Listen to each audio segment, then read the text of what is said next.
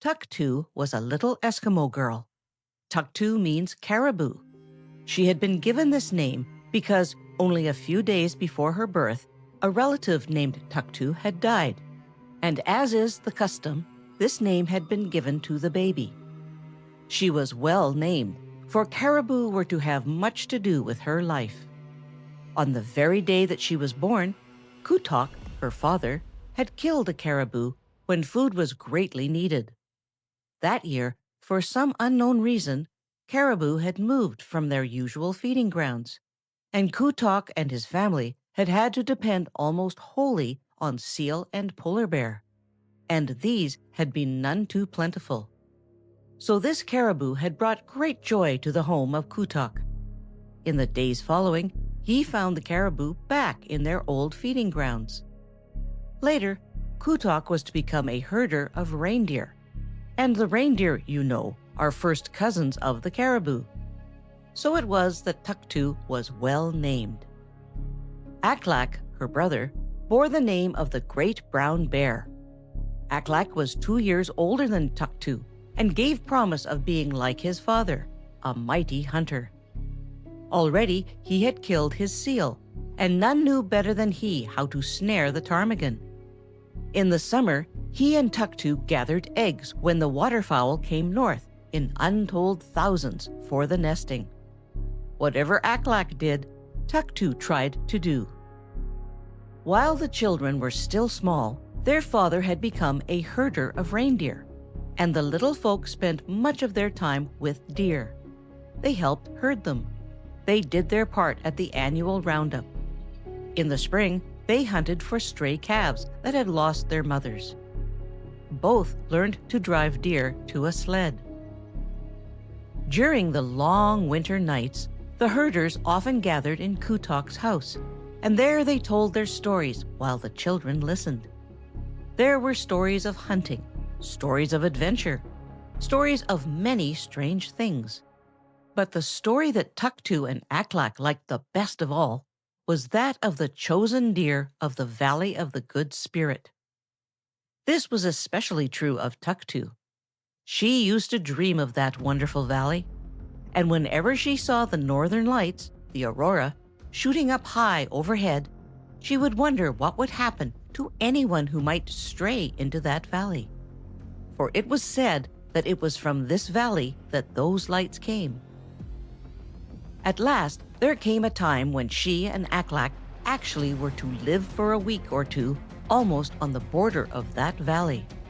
Do you wonder that she tingled clear to the tips of her fingers and toes with little thrills of anticipation, excitement, and perhaps just a wee bit of fear? It was the fulfillment of a promise that their father had made them, that when the deer moved over from their summer feeding grounds to the Valley of the Good Spirit, they should go with him to keep watch from a distance. Even Aklak was excited, though he did his utmost not to appear so, and trudged along behind his father, as if visiting the Valley of the Good Spirit were an everyday affair. All day they traveled. That is, they traveled what would have been all day where you and I live. It wasn't all day there, for you know, way up in the north, there is no real night in summer. At last, they reached the hut in which they were to live while the deer grazed on the hills of the Valley of the Good Spirit. This hut was a very rude affair, built partly in the ground and partly on the ground. It was of wood and stone, with a skin roof and a long entrance passage. While not as big and comfortable as the house at home, it was the sort of thing these children were used to, and it was quite good enough. That night, after the evening meal, Tuktu begged her father to once more tell the story of the Valley of the Good Spirit and of the chosen reindeer. "Why is it called the Valley of the Good Spirit?" she asked. "Because," replied Kutok, "a wonderful and good spirit lives and moves there." "Has anyone ever seen him?" Aklak asked. "No," replied Kutok, "none but the deer people, and of these, only the chosen ones ever go down into that valley." But we know that a good spirit lives there, for always the deer that graze on the hills about the valley are safe from the wolf, the bear, and all other enemies. They do not need to be watched. There need be no herder here, were it not that it is well to know when the herd moves out, for then the summer grazing is over. It is a good spirit, for is it not true that every year 8 deer are chosen, and the next year return to us the finest sled deer in all the north? The good spirit dwells there, and with him live many lesser spirits, who do his bidding. Thus it was that Kutok told the children of what you and I know as fairies and elves and gnomes and trolls. Eskimo children know nothing about these little unseen people. To them, all are spirits. "Have you ever looked down into the valley?" asked Aklak. "No," replied Kutok. "It is not well to be curious.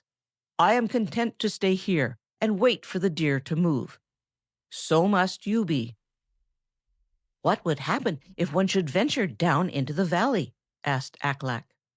"That no man knows, for no man has ever been so bold as even to think of doing such a thing," replied his father. "My son, be wise with the wisdom of your elders, and be satisfied. None but the deer folk ever enter that valley, and these only the chosen ones. We will stay here, and from a distance watch the herd." "If it is such a good spirit," thought Tuktu, although she didn't venture to express her thought aloud, "why should anyone fear to go down into the valley?" And she was still wondering as she fell asleep. For the greater part of the short Arctic summer, the great herd of reindeer had grazed within the sound of the waters of the Arctic Ocean lapping on the beach. More than 2,000 deer were in that herd. They were not all Kutok's, although all were in his charge, for he was chief herder. Only about 200 of the deer were his, as shown by the earmarks.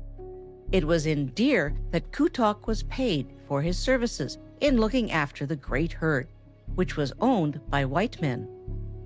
With the approach of the long winter, the deer would move inland to winter range, and Kutok and his family would return to their permanent home. For several days before the opening of this story, the deer had been uneasy. They had done more or less milling. This means that they had gathered in a great body, the outer members traveling in a large circle and trotting tirelessly for most of the time. Kutok knew the sign. "They will soon seek the valley of the good spirit," said he to the other herders who assisted him.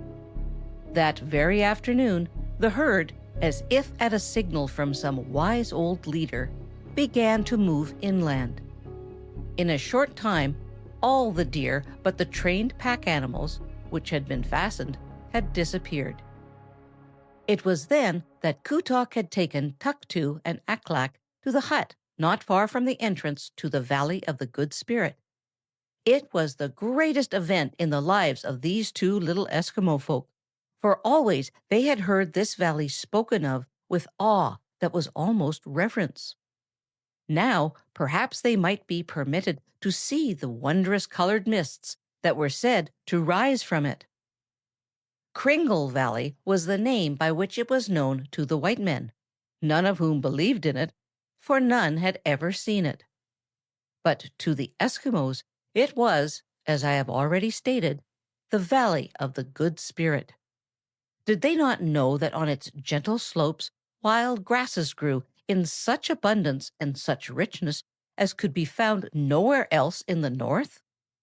Were not the hillsides carpeted with wild flowers until they glowed in patches of brilliant color? You see, even the Arctic has its summer. It is a short summer, but a wonderful summer. Up there, above the Arctic Circle, there are days when the sun does not set at all, and the number of days during which the sun does not set increases as one goes north, until at the North Pole there are 6 months and 5 days of continuous daylight. When the sun does set for a few hours, the twilight is so brilliant that it is difficult to think of the day as having ended when the sun disappears. Kringle Valley is a valley of mystery. No man as yet has been privileged to enter it. No man has even looked down into it, save from a distance. It is said to be filled with a soft, many-colored mist, which is neither of dampness nor of smoke. The Eskimos believe it to be the birthplace of the ever-changing, many-colored lights of the aurora. Only the herders of the reindeer, which yearly seek pasturage on the hills about the valley, have ever ventured near enough to see even from a distance the curtain of many-colored mist. Around the winter firepots, the story is told to the children of how every year, just before the great herd leaves the valley, the deer gather at the upper end and, there for a time, mill. There is no fear among these milling deer. As they trot tirelessly in a huge circle, there is a constant shifting, until in turn each of the bucks has made at least one circuit in the outer ring. Thus, each has a chance to show his full strength and beauty. From time to time, as at a signal, one of these trotting deer leaves the circle and stands motionless just without the curtain of colored mist. When 8 have been thus chosen, they disappear in single file in the mist of the valley, while the leaders of the great herd at once start the southern migration, and the herders know that no longer will the deer feed in Kringle Valley until toward the end of another summer. And the herders know, too, that when the winter roundup in the corrals is made for the yearly count, the 8 best sled deer in all the herds will be missing. They will be the ones which have vanished in the shimmering mists of Kringle Valley. And the herders whose deer have so disappeared will rejoice greatly. They will be counted as being blessed above their fellows. They know that their deer are not lost. They know that when once again the great herd moves to Kringle Valley, they will find there the 8 deer, fat, sleek, well cared for. They know that these deer thereafter will never mingle with the herd, but will be, for as long as they live, the finest sled deer in all the world. So it is considered good fortune if, after the herd leaves Kringle Valley, one's deer can be found missing. These were happy days for Tuktu and Aklak. Tuktu's only duties were to cook meals for her father and brother. An Eskimo girl learns these things very young, and Tuktu had been well taught.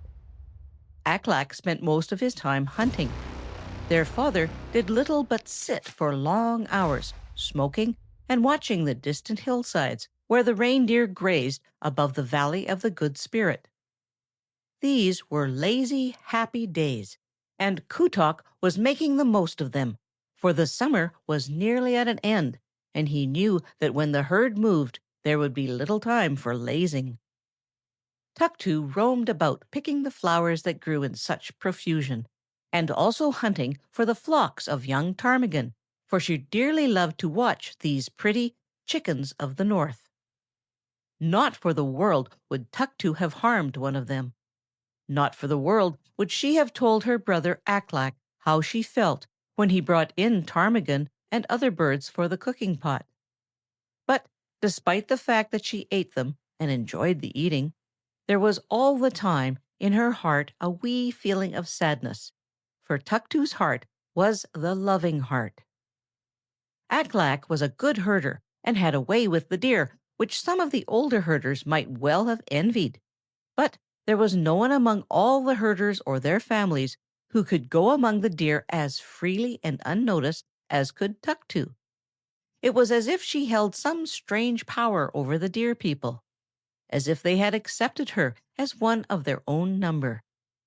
She could approach the most timid and nervous among the wilder members of the big herds. As for the sled deer, they might balk and strike at others, but never at Tuktu when she harnessed them. She loved them, every one, and seemingly they knew it. So it was that Tuktu found her playmates among the wild people, who were not wild with her. Many a time had she stroked a ptarmigan on the nest. Many a time had the Arctic hare fed from her fingers. The seafowl paid no attention to her. Love has a strange way of making itself felt among the wild folk, and the soft heart of Tuktu was soft because of love.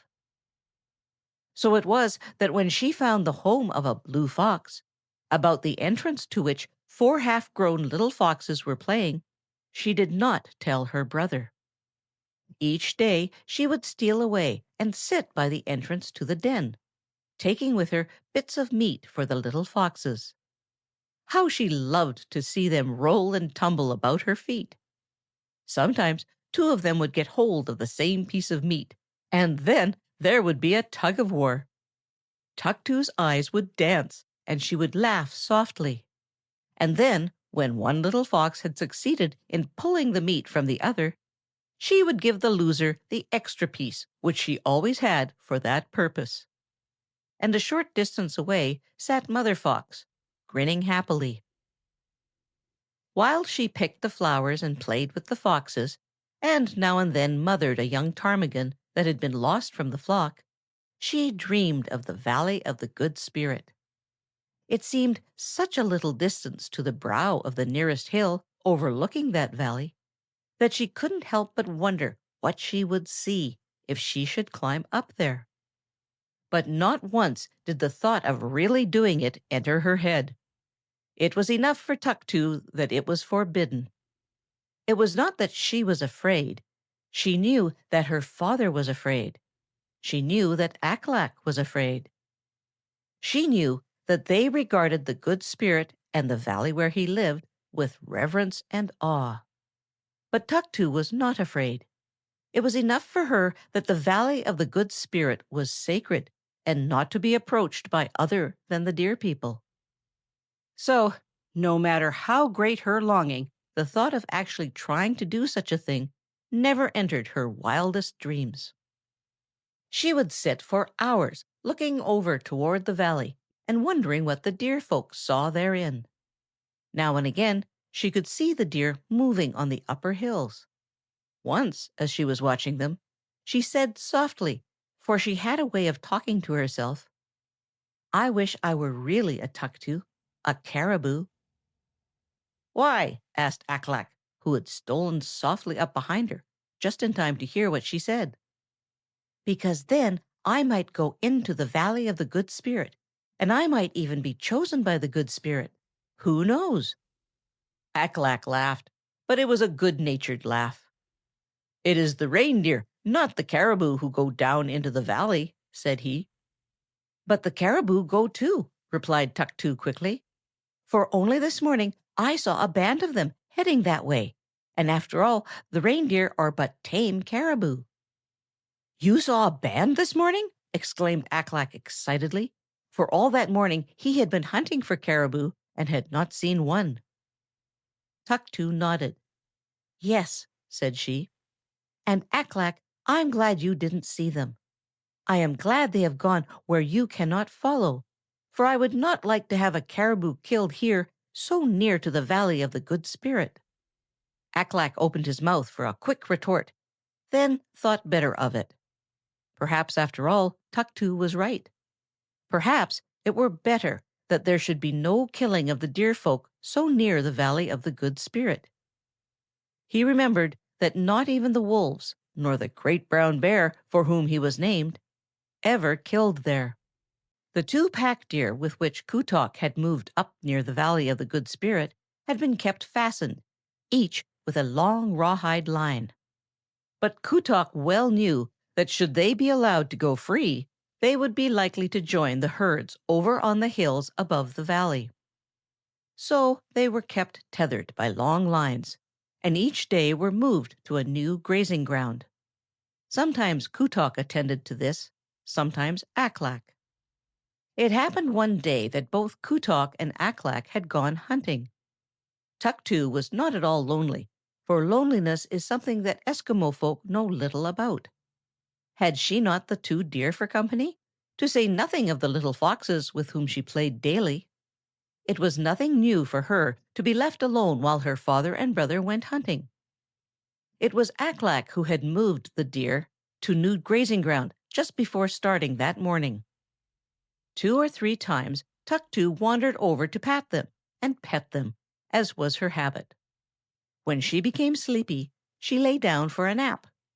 It was when she awoke from this that she discovered one of the deer had pulled the peg by which he had been fastened and had wandered away. It must be that Aklak was in too much of a hurry when he drove that peg, thought Tuktu. I must find Whitefoot and bring him back, or father will be very angry. He will blame Aklak, and it will be very unpleasant to have only one deer when it is time to move. Yes, I must find Whitefoot and bring him back. Whitefoot was the deer's name, for his off forefoot was white. Having often helped in the rounding up of strays from the herd, Tuktu was skilled in reading signs. Almost at once she found traces of the wandering Whitefoot. He was grazing as he moved along, taking a bit now on this side and now on that side. Once she found a little bush in which the dragging peg had become entangled. Whitefoot had broken the branches of the bush in tearing himself free. Tuktu hurried on, for she saw that the course was leading toward the hills above the valley of the Good Spirit. I must catch him before he gets much farther, thought Tuktu as she hurried on. Father was right. Whitefoot is just doing what father said the deer would do if they should be free. He is going to join the great herd.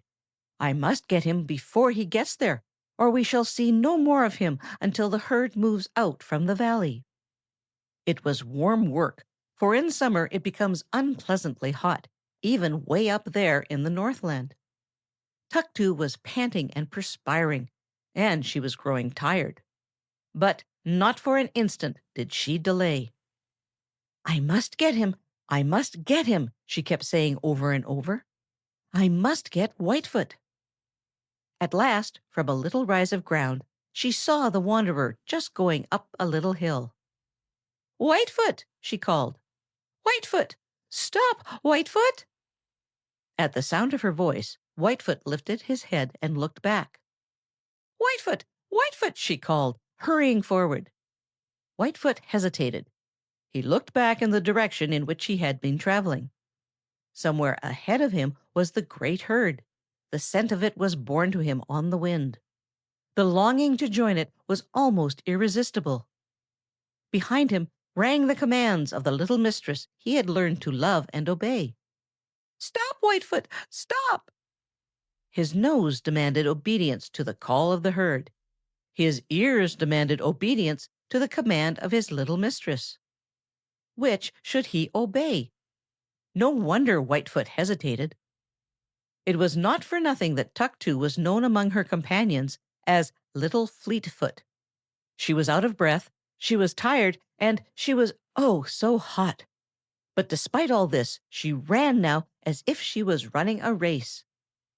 Just as Whitefoot decided that the call of the herd must be heeded, Tuktu threw herself forward on the dragging peg at the end of the long line which trailed after Whitefoot.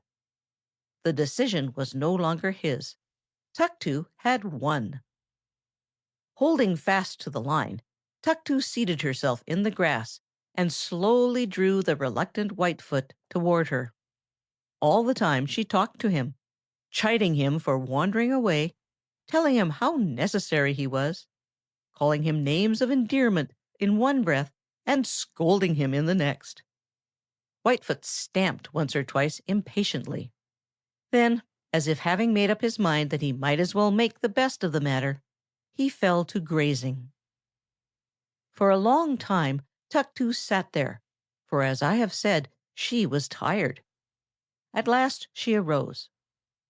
Whitefoot, she said severely, you have made me run a long way. Now you will have to carry me back. As you know, Whitefoot was a pack animal. He had been trained to carry loads on his back. Tuktu had ridden him many times, so it was nothing new for him to feel his little mistress on his back. She turned his head toward camp, and then she saw the white, thick mist of the Arctic fog rolling in from the coast. Already it had almost reached them. In from the distant sea rolled the Arctic fog.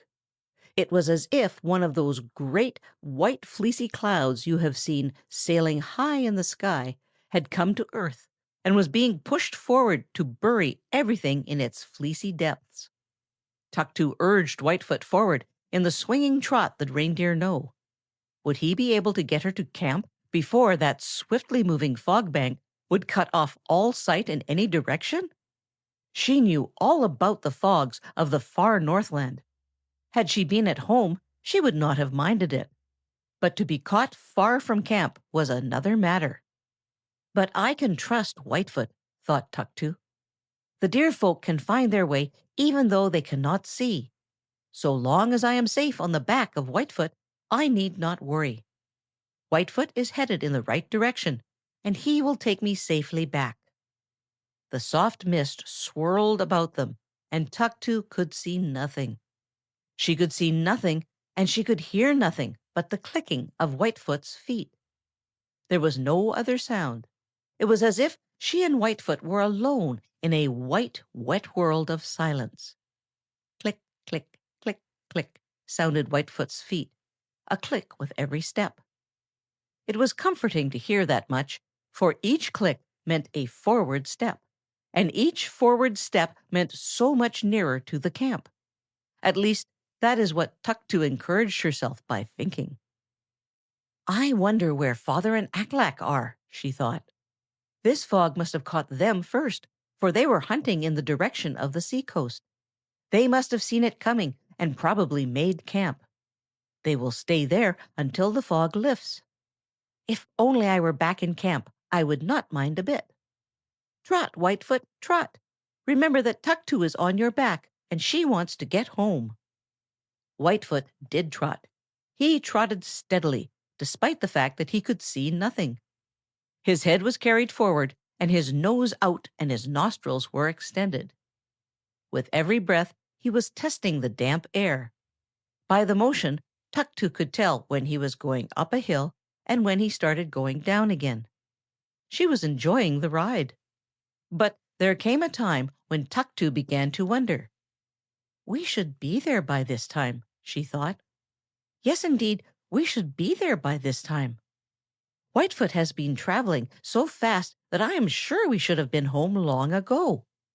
If he did not trot along so steadily, I should think he were lost and wandering about. But he seems to know just where he is going. Oh dear, I wish I could see just a little way. Whitefoot, what is that? Whitefoot stopped abruptly. Through the mist at one side, a dim form moved. Tuktu gave a little sigh of thankfulness and was about to drop to the ground, for she was sure that this was the other pack deer that had been left grazing near the camp. But she didn't drop, for she became aware that another dim form was on the other side of her. And then she heard the muffled click, click, click of many feet, a sound that could be heard only when many deer were near. Too often she had listened to it not to know that she was now in the midst of a herd. She heard the clicks in front, behind, and on both sides, and as she strained her eyes could see dim shapes appear and disappear on all sides. Whitefoot, she whispered. Whitefoot, where have you taken me? She wondered if by chance some other herd of reindeer had moved in from the seacoast on its way to the Valley of the Good Spirit. She wondered if it might be that she was in the midst of a band of caribou. She decided that this must be it. Probably Whitefoot had smelled, or perchance heard them, and so had joined them. She was not afraid.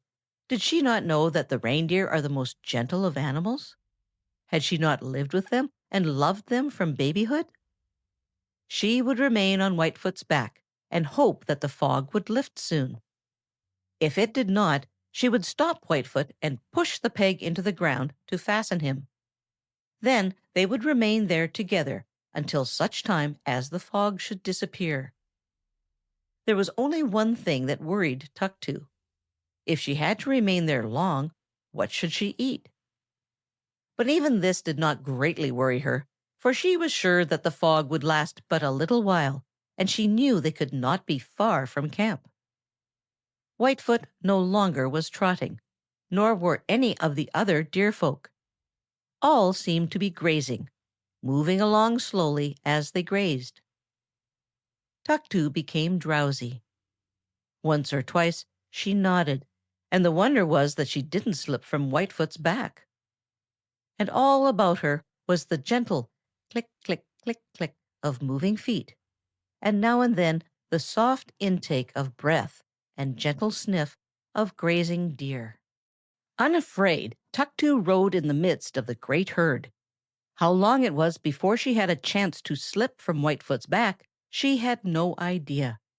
But presently, from sundry sounds, dull but unmistakable, which reached her through the fog, she knew that the deer were bedding down.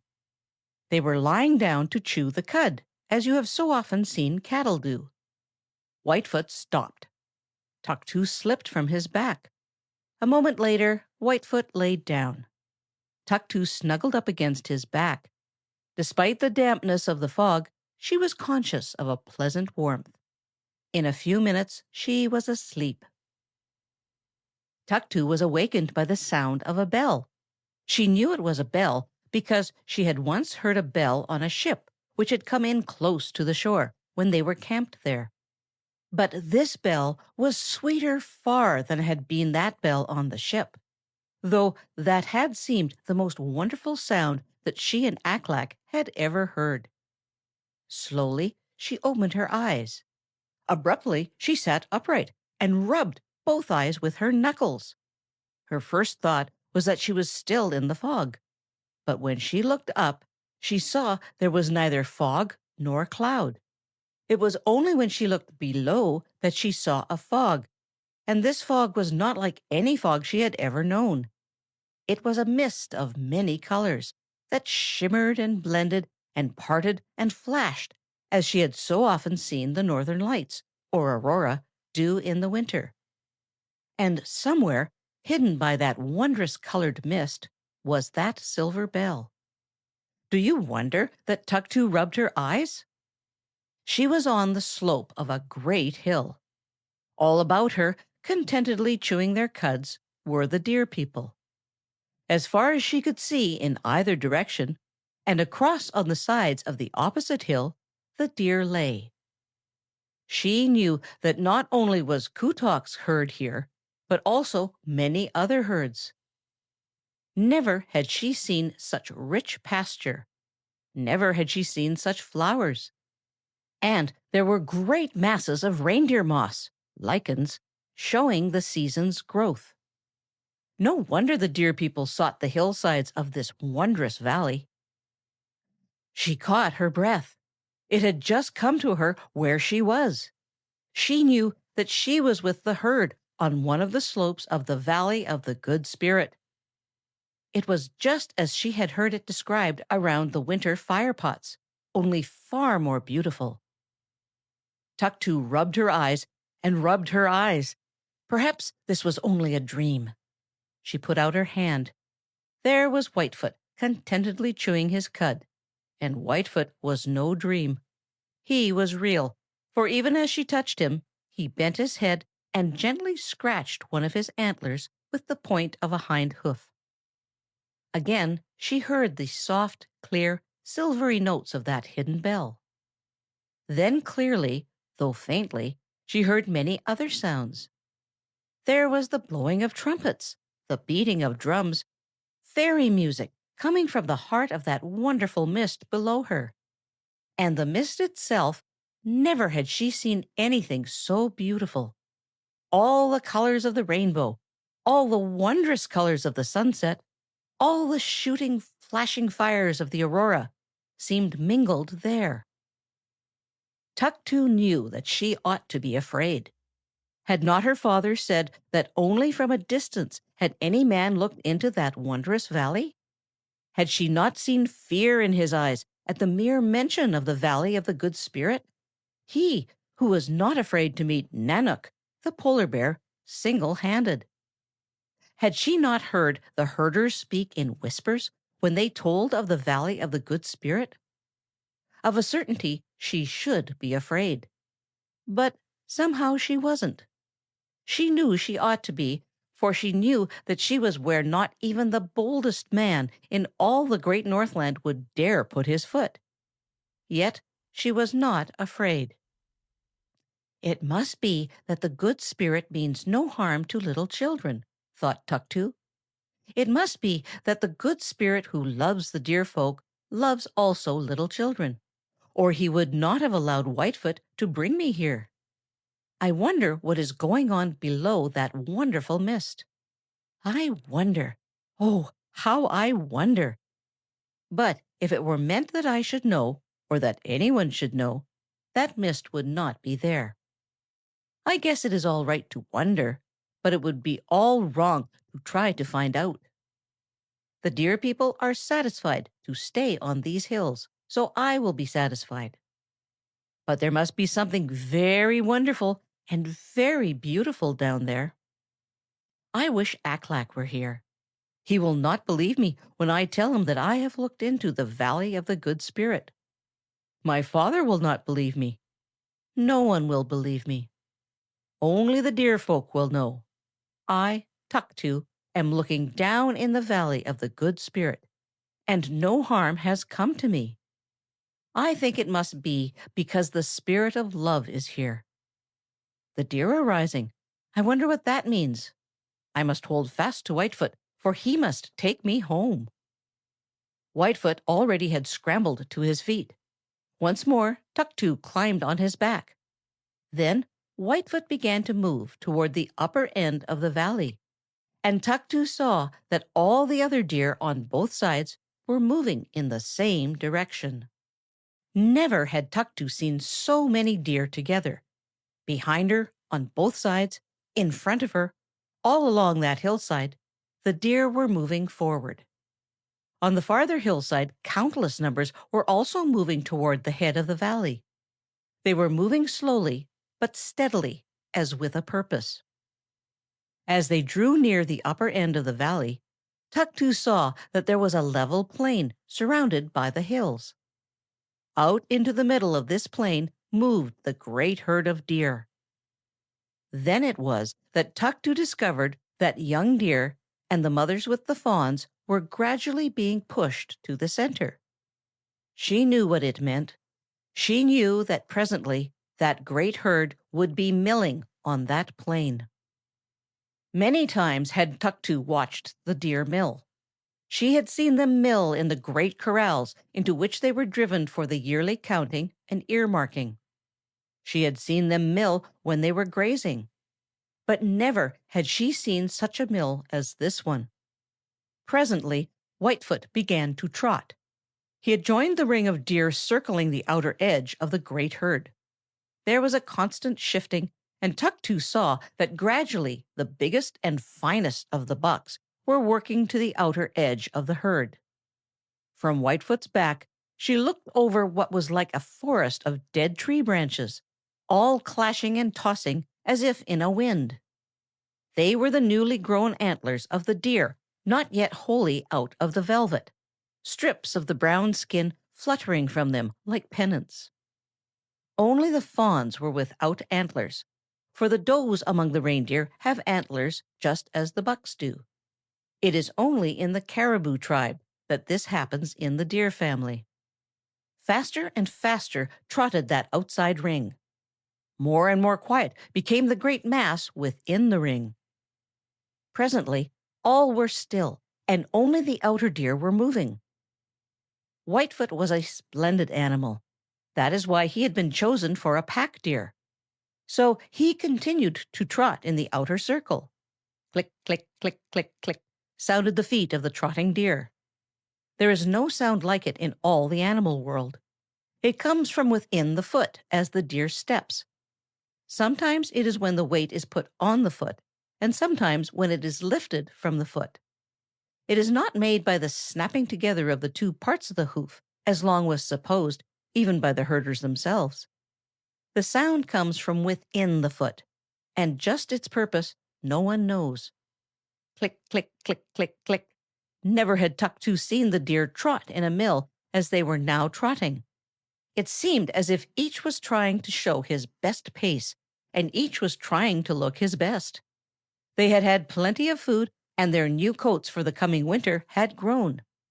All the old hair had fallen, giving way to the new hair. Suddenly, the deer stopped. They stopped and stood motionless.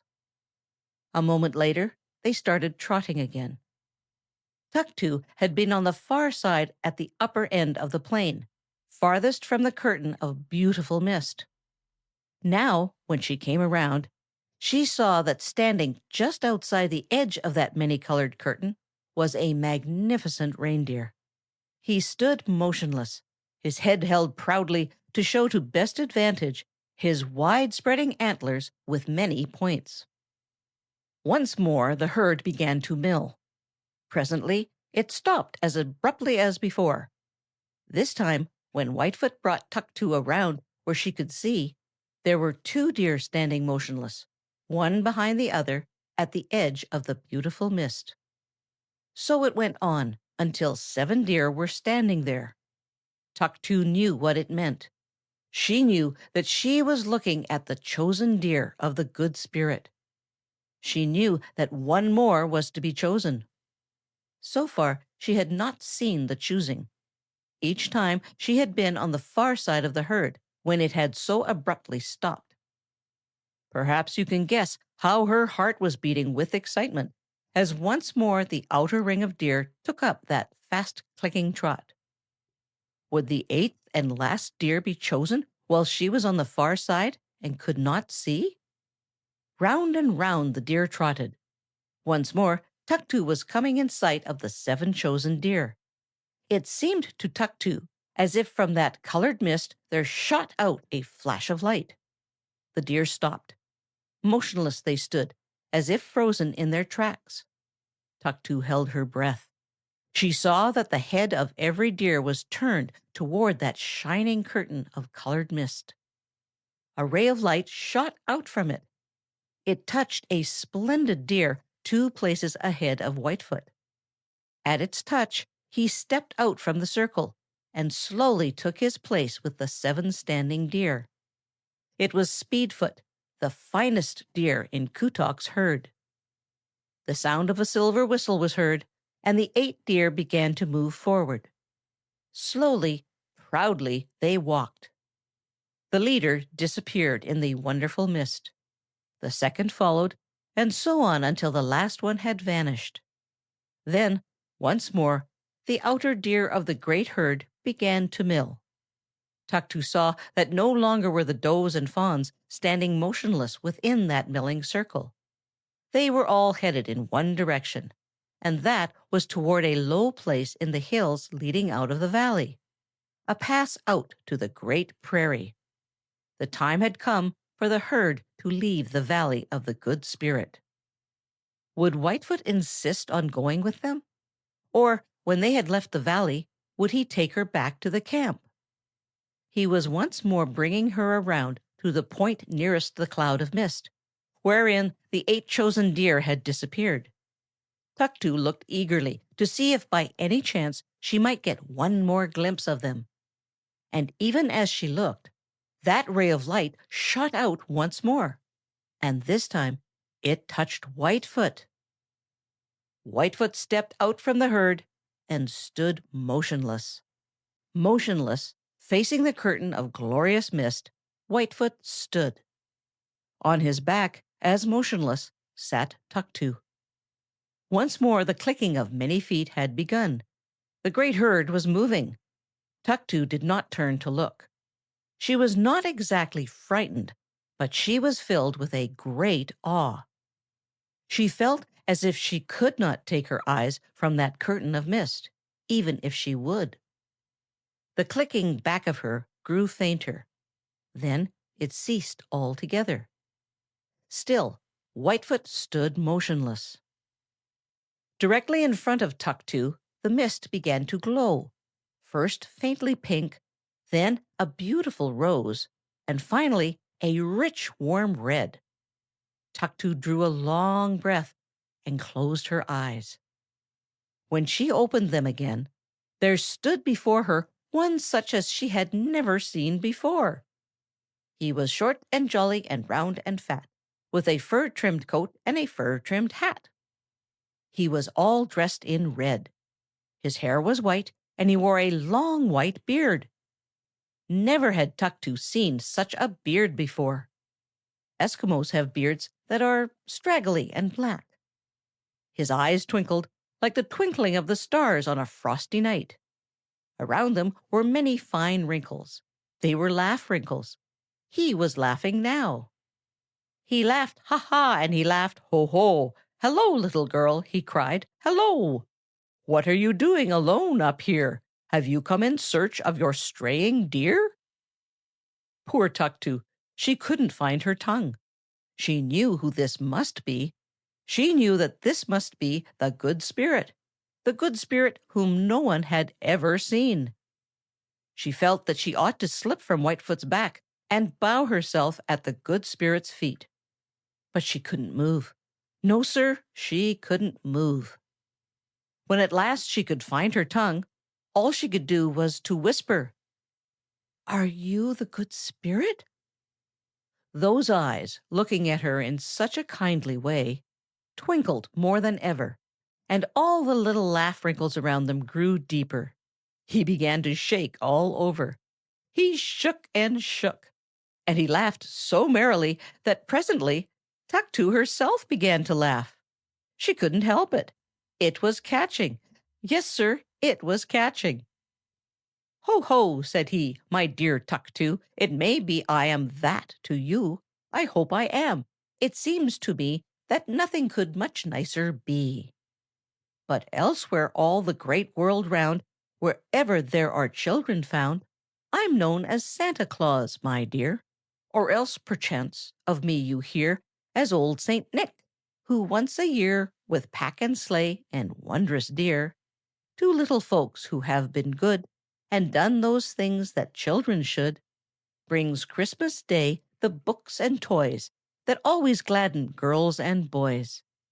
But when the Christmas season ends, I hasten here to where my friends, the fairies, elves, and busy gnomes, for countless years have made their homes.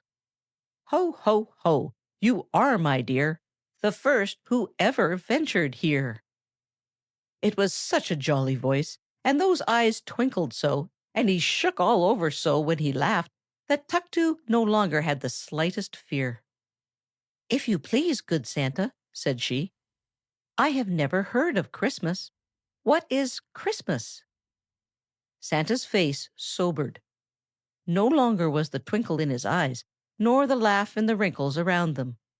All the lines softened from his face, and it became very beautiful. Simply, so that Tuktu could fully understand, he explained that Christmas is the season of loving thought. It is the season when self is forgotten, and the desire of each is to make others happy.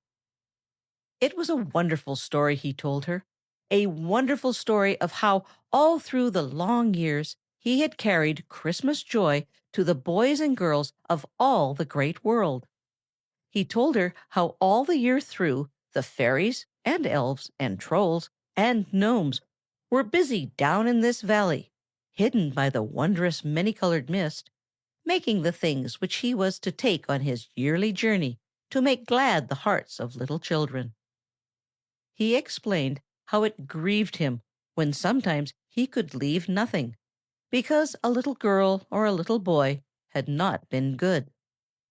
He told her how the spirit of love was abroad throughout all the great world in the Christmas season, and how those who do for and give to others are the ones in whom the Christmas spirit lives all the year through, and who thus find the greatest happiness. "It is not in receiving, my dear," said he, "but in giving in love you will find to be that fullness of joy and that sweet content for the beautiful Christmas season meant." And does no one give to you, kind Santa? Tuktu asked a little breathlessly. You should have heard Santa laugh then. Indeed, you should have heard him laugh. You should have seen his eyes twinkle. Every year I receive the greatest gift in all the great world, said he. And what is that? Whispered Tuktu. The love of little children, replied Santa Claus. Not in all the great world is there any gift to compare with the love of little children. And it is mine, all mine, every Christmas. Tuktu still sat on the back of Whitefoot. As Santa Claus talked, he came over to Whitefoot and gently stroked his face. Whitefoot stood without motion. It was the more surprising because Whitefoot had always been rather unruly. He never had been one to willingly acknowledge a master. Only Tuktu had been able to handle him without trouble. Santa looked up straight into the eyes of Tuktu. Tell me, my dear, said he, how you came to venture into this valley. Did you not know that only the deer folk come here? Yes, I knew, replied Tuktu in a low voice. I knew, good Santa, and I would not have thought of coming myself. It was Whitefoot who brought me here. He brought me here, and I didn't know where he was bringing me. Then she told how she had been lost in the fog, and how when she had awakened from her nap in the midst of the great herd, she had discovered where she was. She told how she would have left, even then, but could not. And her lips trembled a little as she talked, for she was fearful that the good spirit might think that she had done wrong. And why do you think that the deer folk come here every year? Inquired Santa Claus. That the blessed 8 may be chosen, said Tuktu. And what, my dear, do you mean by the blessed 8? Santa Claus inquired. Then Tuktu told him of the tales she had heard around the winter firepots, and how it had been long known that every year 8 deer were chosen from the great herd in the Valley of the Good Spirit, and how the following year these deer always returned to their owners, and were the finest sled deer in all the north, so that the owner of one of these was considered blessed above his fellows. Santa Claus sighed. They ought to be good sled deer, said he. I spend enough time in training them. For what purpose, my dear, do you think these deer are chosen each year? Tuktu shook her head. That, said she, no one knows. All that is known is that each year the 8 deer are chosen, and the following year they are returned to bless their owners. That is enough. The good spirit has some wise purpose, or the deer would not be taken and returned. Do you know, said Santa, that the reindeer are among the oldest of all the peoples on the earth? It is so. It has been said that man was created to look after the reindeer, and the reindeer were created to look after man. Almost since man was, the reindeer have furnished him with food and clothing, and have carried him or drawn him wherever he wished to go. Have you driven deer to the sled? Have you ever sat behind a running reindeer and felt the rush of the cutting wind? And felt, now and then, the sting of the snow thrown from his flying feet? Tuktu's eyes shone, and she clapped her hands softly. Don't you love it? She cried. Santa Claus nodded, and he chuckled. That is why the 8 deer are chosen each year, said he. When I made my first Christmas journey, it was a reindeer who drew my sled. My pack was small, and my journey was short, and a single deer was all I needed. But as the Christmas spirit swept farther and farther throughout the great world, and more children looked for my coming, my pack became larger, and I had to travel much faster. So then I used 2 deer, and then 3, 4, 5, until now 8 are needed. 8 of the finest deer to be found in all the herds. They must have speed and strength, For they must take me fast and carry me far. They must have beauty, with antlers of many points. They must be stout of heart and full of courage. They must be gentle. So it is that each year I must get a new team, and so each year the reindeer, the finest in all the great Northland, feed for a while in Kringle Valley. Then, when the time comes, as it came today, they pass before me at their best, that I may choose those for my next Christmas journey into the great world. Those you saw vanish in the colored mist are the 8 who will take me next Christmas to carry joy to little folk. In all that great herd you saw, there is none other the equal of those chosen. And all the dear folk know it. Just once will they make that wonderful journey, for only for that one time will they be at their very best. At the next Christmas, there will be 8 others to take their places.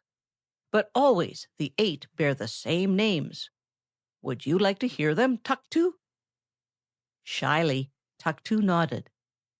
If you please, she said. My, how the eyes of old Santa Claus twinkled. They are Donder and Blitzen, Dancer and Prancer, Dasher and Vixen, Comet and Cupid, said he. I couldn't drive deer by any other names. They are magic names, and those deer will become magic deer when they start on their Christmas journey. Now, my dear, Whitefoot will take you straight back to the place from which he brought you. You have seen that which you may never see again, the choosing of the deer. But always you will remember that in the valley of the Good Spirit, love dwells, and that love may be carried throughout the world. The blessed reindeer are chosen each year. Donder and Blitzen, Dasher and Vixen, Dancer and Prancer, Comet and Cupid, repeated Tuktu to herself, and her eyes were like stars. Do the children out in the great world love them? You should have seen Santa's eyes twinkle then, and you should have seen all the laugh wrinkles around his eyes. I suspect they do, said he. I suspect they do, for they love me, and they must love the ones who bring me to them each year. But they have never seen my reindeer, so I really don't know. And then you should have seen Tuktu's eyes open. Do you mean, she asked, that they never have seen your deer? Santa Claus nodded. That's what I mean, said he. You see, the night before Christmas, when I make that magic trip, I must go so far and I must go so fast that there is no time, not even one wee minute, to waste. And so no one sees me then. Sometimes little boys and girls hide and watch for me and for my deer, but they never see us. And those little boys and girls do not always find all the things they hoped I would bring them. A dreamy look had come into Tuktu's eyes, a very far-away look. Do they have as fine deer out there in the great world as we have here? She asked. The laugh wrinkles wrinkled up more than ever, and Santa Claus laughed right out. They have no deer at all, little one, said he. That is, they have no reindeer. Most of them would not know a reindeer if they saw one. No reindeer? Cried Tuktu, and such a look of astonishment as spread over her face. How can they live without the wonderful deer? Oh, I am so sorry for those children. I wish— Tuktu paused. What do you wish, child? Santa Claus asked in his kindly voice. Tell me what you wish, for you know it is my business to make the wishes of children come true. Tuktu hesitated. She dropped her eyes shyly. I wish, she said very softly, that I could send them some reindeer. Santa Claus looked at her sharply. He could read her thoughts, and there was not one single little thought of self there. She was thinking of the children who had never seen the reindeer, and how wonderful it would be if only they could see the blessed eight. When she looked up and saw Santa's kindly eyes studying her, she spoke impulsively. "Kind Santa Claus," said she, speaking hurriedly, so hurriedly that the words tripped over each other, "couldn't you go down early some year with your blessed deer, so that the children of the great world might see them? I know they would love them just as I do." Santa Claus sighed. "I'm afraid," said he, "there isn't time. You know, it takes time to train deer, and there are no deer in all the great Northland so well trained as those which take me out into the great world every Christmas. You saw the 8 chosen today. It will take me most of my time from now until Christmas to get them properly trained for that magic journey. If the deer were better trained when I got them, I might be able to do it. You know, I do not even have to have reins. They are so perfectly trained. That is why, when I am through with them, they are the finest sled deer in all the world. They are no longer magic deer, but they are wonderful sled deer. So you think the children of the great world would like to see the deer? Perhaps they would. Perhaps they would. I shall have to think it over, my dear. I certainly shall have to think it over."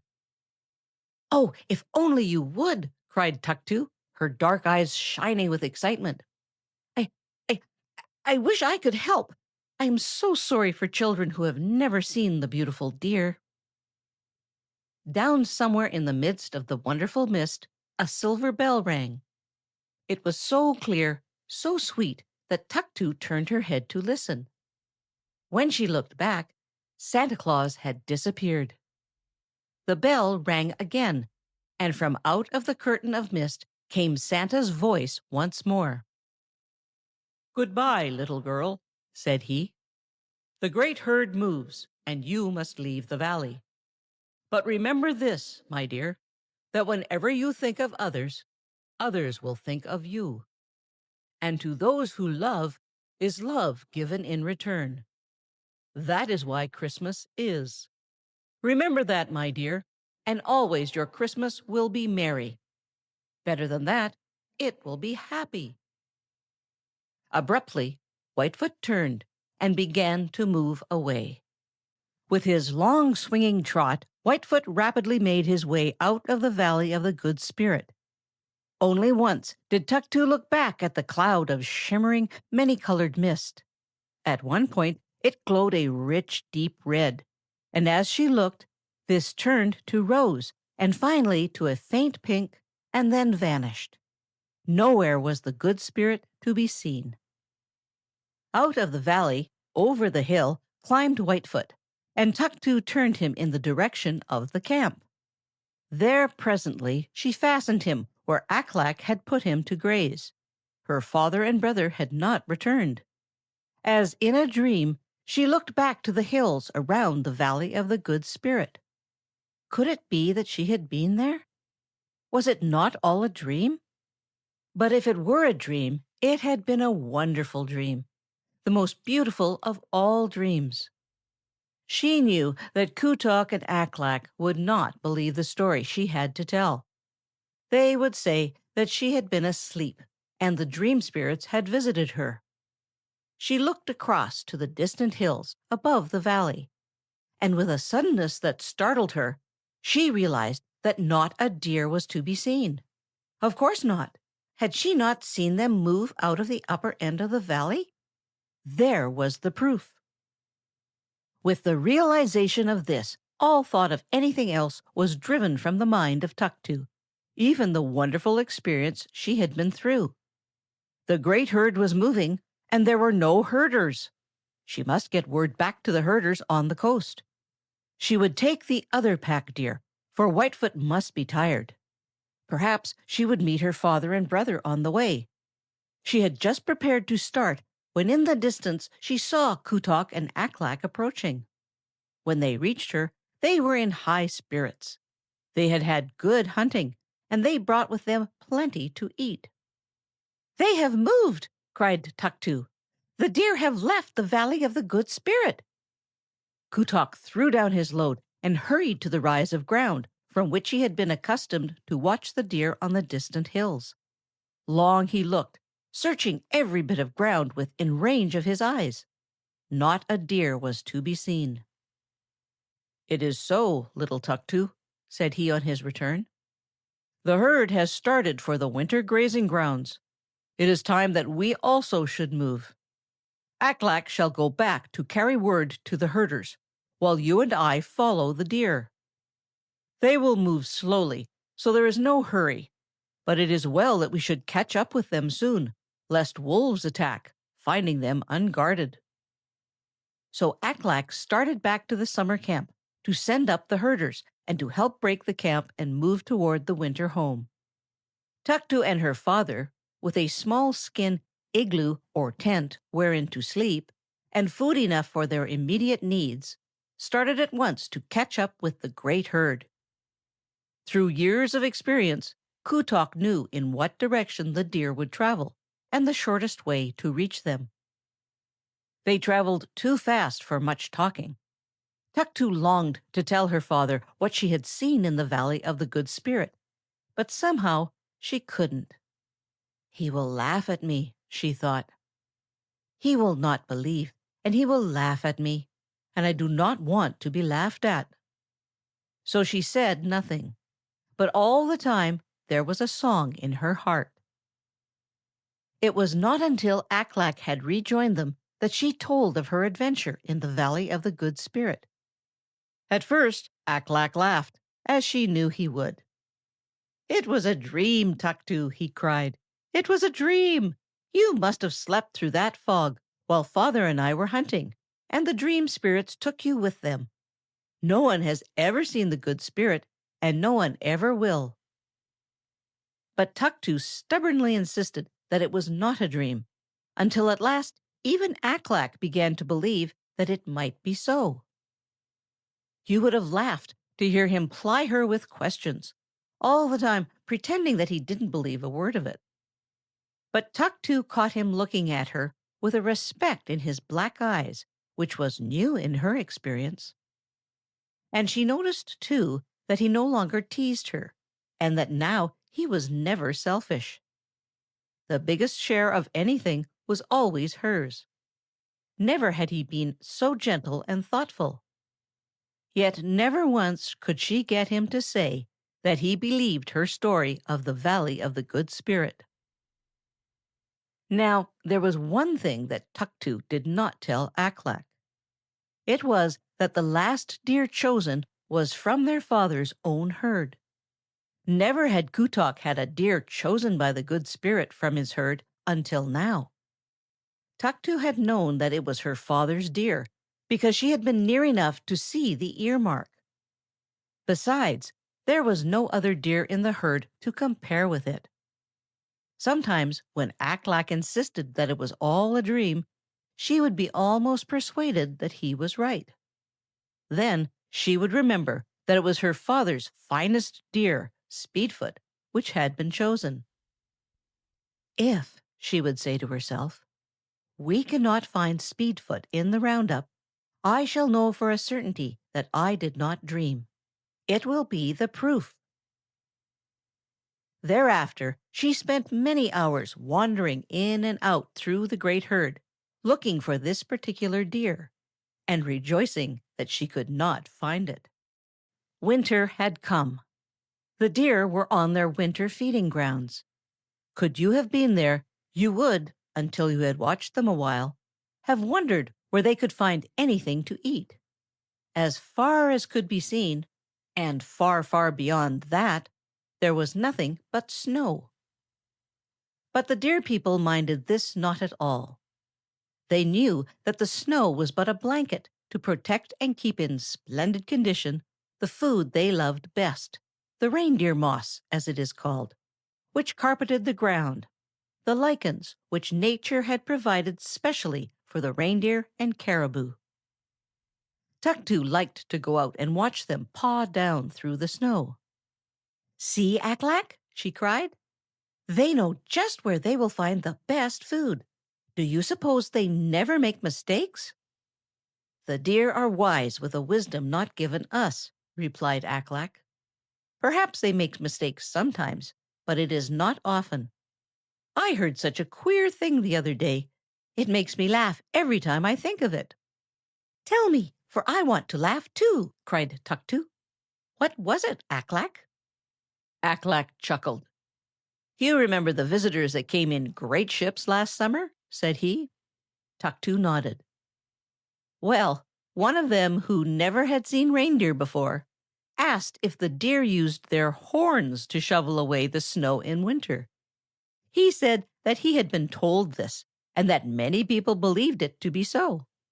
It is a lucky thing it isn't so, or those big old bucks would go hungry now that they have dropped their horns. But just look at the way they are pawing up that moss over there. I guess it is a good thing they haven't their horns, or they would be ever so greedy and selfish that they would get all the best of the food. See, Tuktu, see that young spikehorn over there driving away the old buck from that moss he has uncovered. Sure enough, a youngster with only two sharp spikes for horns was butting a big old buck who had just pawed away the snow from a bed of reindeer moss. Those spikes were sharp, and they made the old buck grunt. Having no horns himself, he could not fight back except by striking with his forefeet, and these the youngster took care to avoid. So, finally, the old fellow gave up and went to look for a new supply of food, while the youngster ate undisturbed. I have wondered a great many times, said Tuktu, why it is that the old bucks drop their wonderful antlers so long before the mother deer and young spikehorns do. But I guess I know now.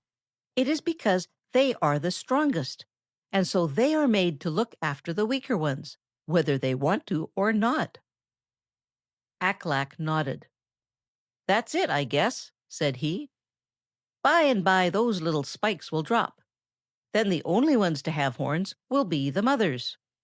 Theirs will not drop until after the fawns are born.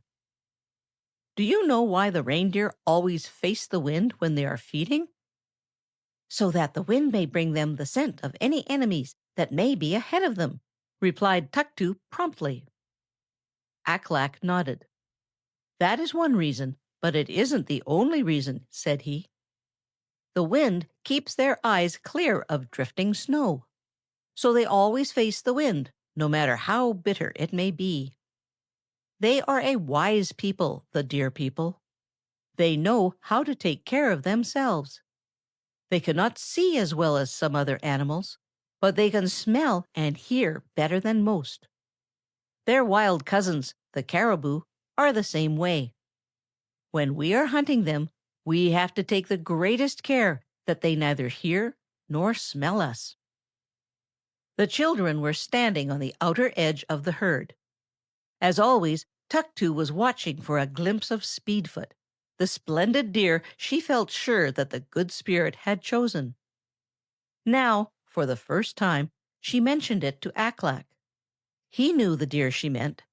He had hoped that someday he might have it for his own. So now, when Tuktu told him that she was sure it had been chosen by the Good Spirit, and that she had been unable to find it anywhere in the herd, he straightway began keeping watch himself. Together they passed back and forth through the grazing herd. They are a gentle people, these reindeer folk. The children could quite safely go among them as freely as they pleased. There was nothing to fear. Long they searched, but in the end Aklak had to admit that Speedfoot was missing. It may be that Amarok the wolf has gotten him, said he. Or it may be that he has strayed into one of the other herds. We cannot know until the deer are driven into the corrals and counted. Tuktu merely smiled. I know, said she.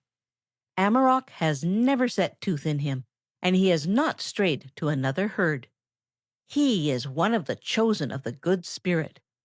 You shall see, Aklak, that I am right when the count comes. But not even the count will tell us if Amarok has killed him," said he. There was a faraway look in Tuktu's eyes, and a half-smile hovering around her lips.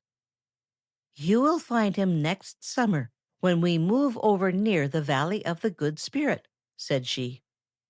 "Then will you know that I speak truly.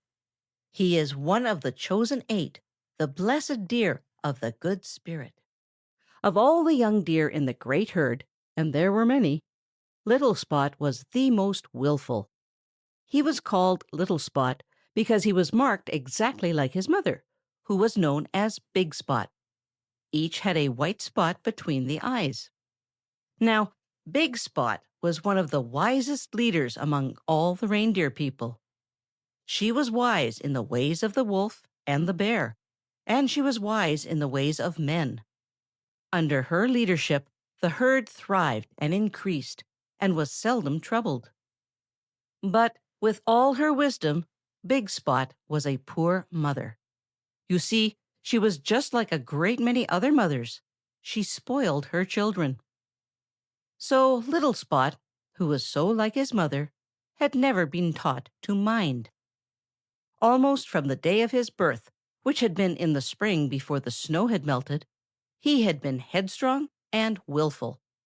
He had been a handsome baby, as reindeer babies go, and his mother had been very proud of him. Perhaps that is why she spoiled him. Anyway, he went where he pleased and did what he pleased, and was forever in trouble of some sort. When he got his first horns, 2 sharp spikes, he made such a nuisance of himself that he soon became known as the worst young deer in the whole herd. Other young deer would have nothing to do with him because he was so overbearing. He was a little bigger and a little stronger than any others of his own age, and this, together with the fact that he had been allowed to have his own way, had quite spoiled him. "My son," said his mother, when she found him with a small band of caribou which he had run away to join, "follow me to the top of yonder hill.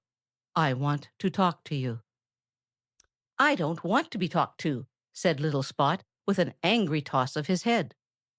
"I know what you want. You want me to go back with the herd. I'm not going. I'm going to stay with my wild cousins, the caribou. I don't want to go back to the herd. I won't go back to the herd." He stamped his feet in the naughtiest way. "Very well," said his mother. "You may stay with your cousins, the caribou. But remember that if you need me, you will find me on the top of that hill over there." Little Spot tossed his head. He sniffed. You see, he didn't like it at all that his mother should think that he had any need of her. Had he not horns already? He felt quite equal to taking care of himself. So he tossed his head and sniffed, then went over to join some of the young caribou about his own age. His mother said nothing more, but slowly walked away in the direction of the hill. When she reached the top, she stood motionless for a long time. Looking up, Little Spot could see her against the sky, and he, being a foolish young deer, became very angry. He felt that she was keeping watch over him. So he pretended not to see her, and when presently the small band of caribou started to move away briskly, he trotted along with them. They were glad to have him. At least, they made no objections. The farther he got from that hill where his mother still stood, the bigger and more important he felt. He was out in the great world now. He was master of his own movements. There was no one to make him do this or do that. He held his head high and he stepped high. You see, he was trying to look as important as he felt. Without warning, 4 great gray wolves swept out from behind some willow trees to cut off the young caribou from the remainder of the herd. Such terror as there was then! Each young caribou started in a different direction. It was well for Little Spot that he was swifter of foot than any of the others. At the first glimpse of the dreaded wolves, he had whirled about and started back for that hill where his mother was. They were the first wolves he had ever seen, but he knew what they were. Not once did he look behind him to see what was happening to the young caribou. Forgotten was all his pride. He wanted his mother, and he wanted her as he had never wanted her before. Was she not the wisest of all the mothers of the big herd? She would know what to do. She would know how to care for him. He looked over to the top of that little hill. For a moment, it seemed as if his heart stopped beating. He could not see Big Spot anywhere. Had she left him after all? Had she started off on that long, swift trot of hers to get back to the herd? The mere thought that he might never see her again added speed to little Spot. Never had he run as he was running now. But it was not good running. It was unwise running, for it was taking his wind and his strength. He was panting hard when he came over the top of the hill. There, in a little hollow just beyond, stood his mother. "What is it, my son?" said she, as little Spot crowded against her, panting as if he could never get his breath again. "What is it, my son? I thought you wanted to go out into the great world." "Wolves!" panted little Spot. "Wolves! We must run!" His mother merely walked up to the brow of the hill and looked back. "Truly, my son, they are wolves," said she, and returned to him as if wolves were the most commonplace things in the world. Little Spot, the willful young reindeer, trembled as he crowded up to his mother. He couldn't get close enough to her. He no longer wanted to be out in the great world by himself. He wondered that his mother did not run. Every moment or two he looked back to see if those wolves were coming up over the hill. But Big Spot seemed in no hurry at all. You see, she was wise with the wisdom of experience. She didn't want little Spot to get over his fright so soon that he would forget the lesson he had learned. Then, too, she wanted him to get rested a little and get his wind back. At last, she quieted little Spot's fears. "Those wolves did not chase you, my son," said she. "They chased the young caribou, and it is very fortunate for you that they did." "I'm sure I could run faster than those wolves," said little Spot boastfully. "Yes, you could," replied his mother. "You could run faster than they could for a while. But you do not know the patience of wolves, my dear. You would have run so hard and so fast that presently you would have tired yourself out, so that the wolves would have had no trouble in catching you. Ever since you were a little fawn, I have told you about the wolves, and that they are our worst enemies. But I don't think you ever have believed it. Now you have seen them, and you know what they are like. The wolves are very smart people. They watch for a deer to stray away. Then they get between the herd and that deer. When this happens, that deer will not live long." "Have the deer always been afraid of the wolves?" asked little Spot. "Ever since the days when the world was young," replied his mother. "Tell me about the days when the world was young," begged little Spot. For a few moments his mother said nothing. Gradually, into her big, dark eyes, there crept a far-away look. "Once upon a time," she began at last, "the world was mostly water, like the salt water that you saw in the summer." "But where did the deer live then?" interrupted little Spot. "There were no deer then," said his mother. "There were no deer, and there were no wolves, and there were none of those two-legged creatures called men. You see, Old Mother Nature had not made them yet, for there was no land for them to live on. But by and by there was land, and then for a very long time Old Mother Nature was very, very busy making the different kinds of people to live on the land. Some of these people she made to live where it was summer all the year round." You should have seen little Spot's big ears prick up at that. "Is there such a place?" he cried. His mother nodded. "Yes," said she. "I am told there is a land where it is summer all the time. How do you think you would like that?" Little Spot thought it over for a moment. "I shouldn't like it," he decided. "Why, if it is summer all the time, there can be no snow. What a queer land it must be without the beautiful snow. I shouldn't like it." His mother again nodded her head approvingly. "Neither should I, my son," said she. "But it seems that in those days when the world was young, all the people, big and little, wanted to live where it was summer. So after a while it became difficult for all the people to get food enough. It was then that the hard times began, and some of the big people began to hunt the little people for food. Now it happened that Mr. and Mrs. Caribou, the first of all the caribou, had wandered beyond the land where it was summer all the time. They had come to the land where it was summer for half the year and winter for the other half. When the winter came, they moved back, because, you see, they were not fitted to make their living when snow covered the ground, and they were not clothed warmly enough to stand the bitter winds. But they always stayed as long as they could before moving south, for they loved the Northland. Then, too, they felt safer there, for there were fewer to hunt them. It was on the edge of the Northland that Old Mother Nature found Mr. and Mrs. Caribou looking longingly at the land they must leave because of the coming of the snow and ice. "How would you like to live in the Northland all of the time?" asked Old Mother Nature. Mr. Caribou looked at Mrs. Caribou, and Mrs. Caribou looked at Mr. Caribou, and then both looked at Old Mother Nature. Mr. Caribou spoke rather hesitatingly. "We could not eat when all the ground is covered with snow," said he.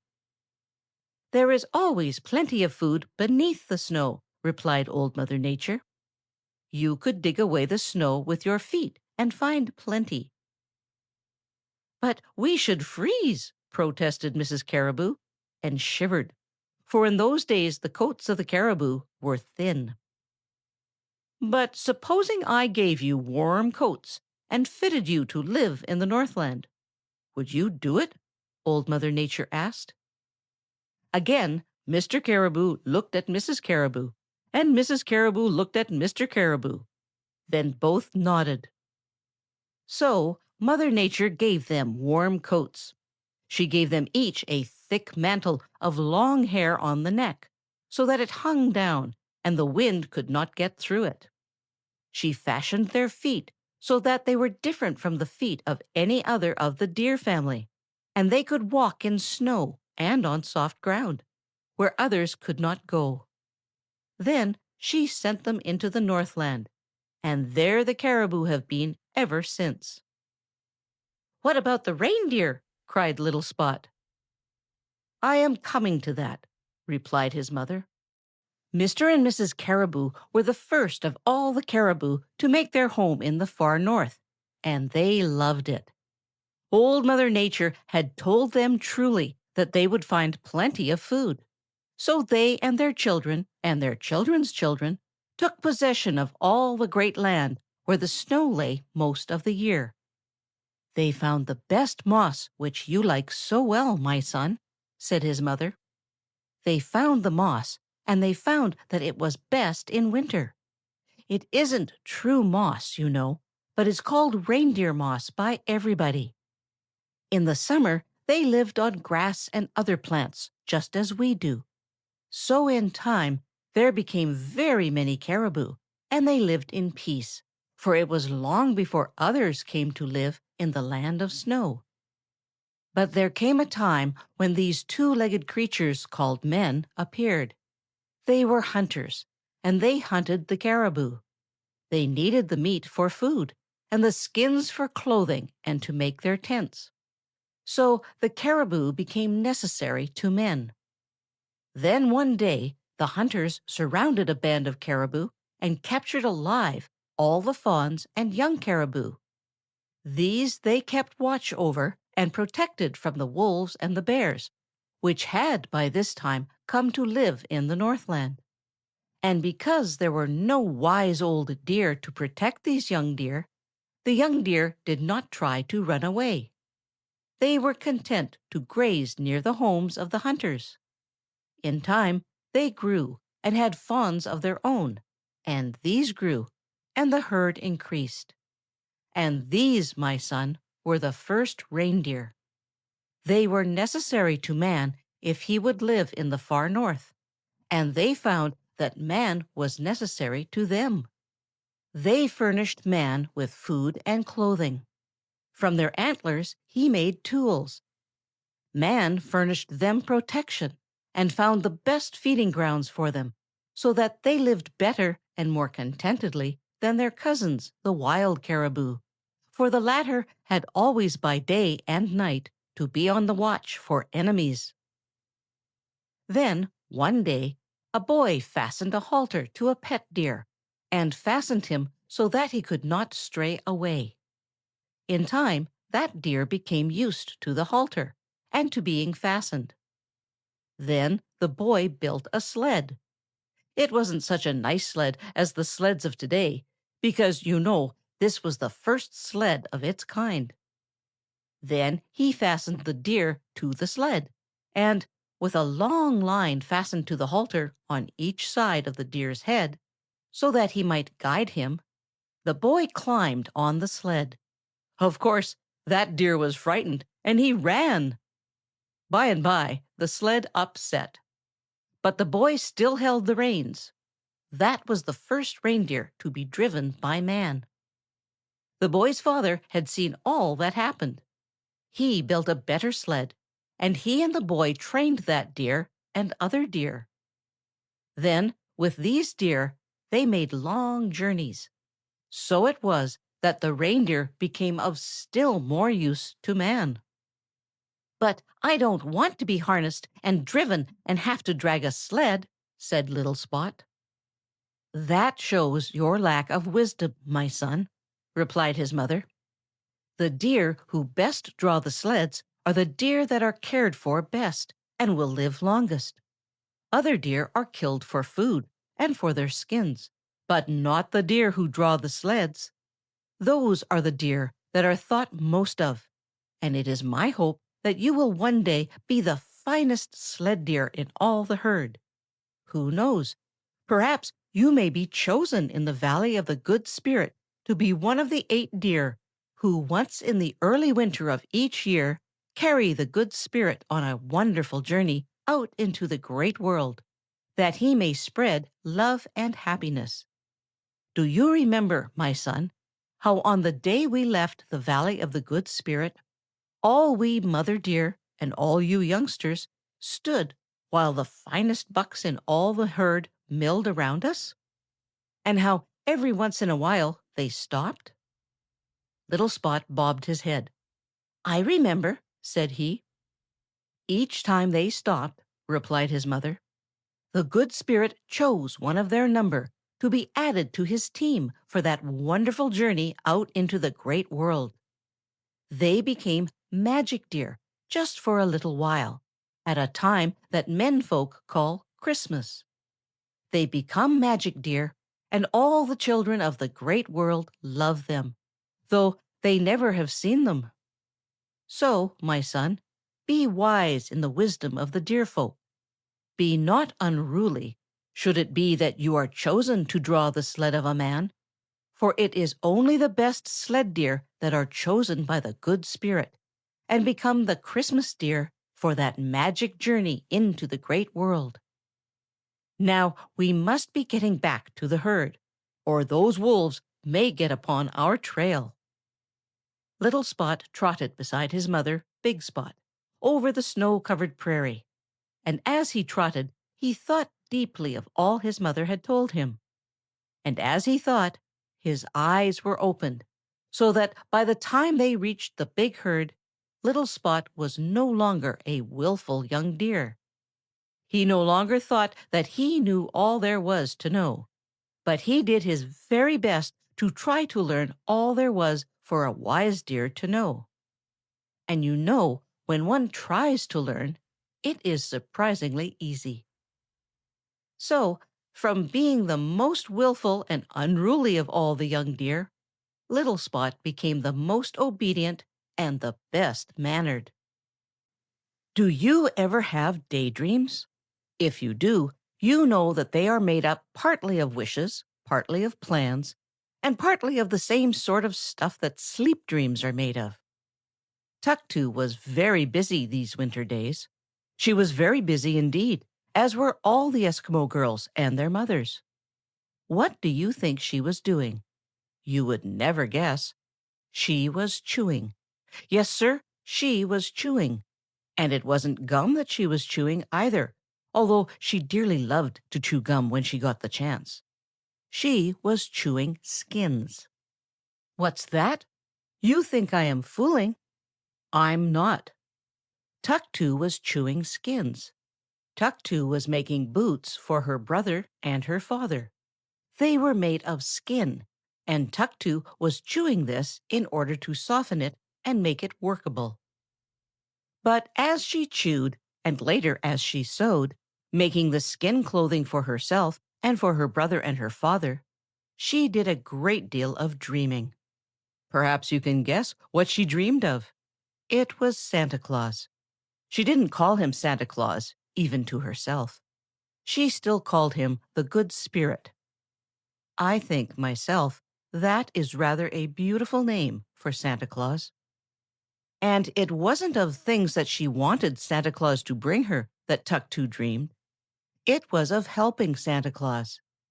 It seemed to her that nothing in all the great world would be so good or make her so happy as to help the Good Spirit spread the message of love and good cheer and happiness to all the little children less fortunate than she. Now, this is going to surprise you. Tuktu actually thought that she lived in the finest part of all the great world, and she was very sorry for little boys and girls who lived where there were no reindeer and where snow and ice were seldom found. She was sorry for boys and girls who had never ridden behind a fast-trotting deer. Yes, Tuktu thought she lived in the very best part of all the great world, and she loved it. And she wished somehow that she could help Santa, the Good Spirit, when he carried happiness and joy to all the great world. Sometimes when she dreamed, she would forget to chew the skin that she was at work on, and her mother would gently remind her that the boots were needed. She wondered if she could make a pair of boots for the Good Spirit, and then her face grew warm with shame at her boldness. How could anyone even think of doing anything for the Good Spirit? For could not the Good Spirit have all things he desired? And then she remembered something. She remembered that the Good Spirit had said that those chosen deer ought to be good sled deer because of the time he spent training them. Supposing she and Aklak could get the deer trained so well beforehand that the Good Spirit would not have to spend time in training them. Perhaps then he could start earlier. Then she sighed, for how could she be sure the Good Spirit would choose the deer she and Aklak trained? And while Tuktu dreamed her daydreams as she worked, Little Spot, the finest young deer in all the herd, was dreaming daydreams. And the queer part of it is, his dreams were very like the dreams of Tuktu. He dreamed of being a magic deer. He dreamed of being one of that team of magic deer with which the Good Spirit made his wonderful journey out into the great world each Christmas.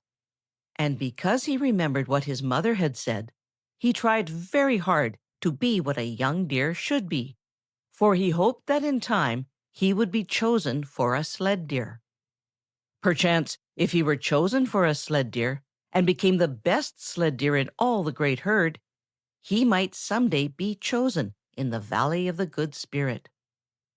So he did his best to grow strong and handsome, and to be the swiftest-footed, for he had discovered that it was the strongest, handsomest, and swiftest deer that were chosen to draw the sleds of the herders. But there was one big difference in the dreaming of these two young dreamers. Tuktu had no thought of self, whereas Little Spot was thinking chiefly of his own glory. He had no thought of others, but only great ambition for himself. There are many people like Little Spot in this great world. Now, I don't want you to think that Tuktu spent all her time chewing and sewing skins. That was work which could be done when the great storms and the bitter cold kept her indoors.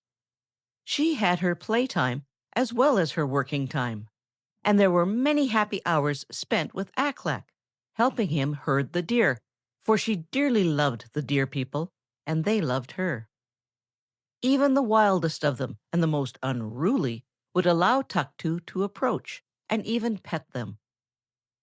Aklak was growing to be a very fine herder.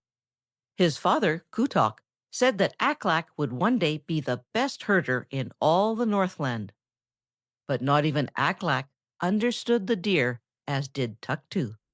It was while Tuktu was watching Aklak training a young deer to the sled, the great idea came to her. It just happened that the young deer was none other than Little Spot. And because he wanted to be a sled deer, and because he was very proud over having been chosen, Little Spot was making no trouble at all. He was not yet old enough to be a real sled deer, and Aklak had started to train him just for fun. He was looking forward to the day when Little Spot should be fully grown. He wanted to see if he would be a better sled deer for having begun his training early. "Aklak," cried Tuktu, "I know you don't really believe that I saw the Good Spirit, but you know that the deer visit the Valley of the Good Spirit every year, and you know that every year some are chosen and do not return with the herd, but are found the next year." Aklak nodded. "Yes," he said, "I know all that." "Then listen to me, Aklak," said Tuktu. "Those deer are chosen because they are the finest in all the great herd. They are chosen to be the sled deer of the Good Spirit when he makes his great journey to carry the message of love and happiness to the children of the great world. Why couldn't we train those deer for the Good Spirit, that he may not have to do it himself?" Boylike, Aklak laughed. "How," he demanded, "can we train the deer when we do not know which deer the Good Spirit will choose? You say that this year he has chosen one from our own herd, but it is the first time it has happened, even if it be true. The other deer were chosen from other herds. So how can we know what deer the Good Spirit may choose?" "We cannot know," replied Tuktu. "That is, we cannot know for a certainty. But we can do this, Aklak. We can pick out the finest and the handsomest, the swiftest and the strongest of the deer in our herd, and we can train them. I mean, you can train them, Aklak, and perhaps I can help a little.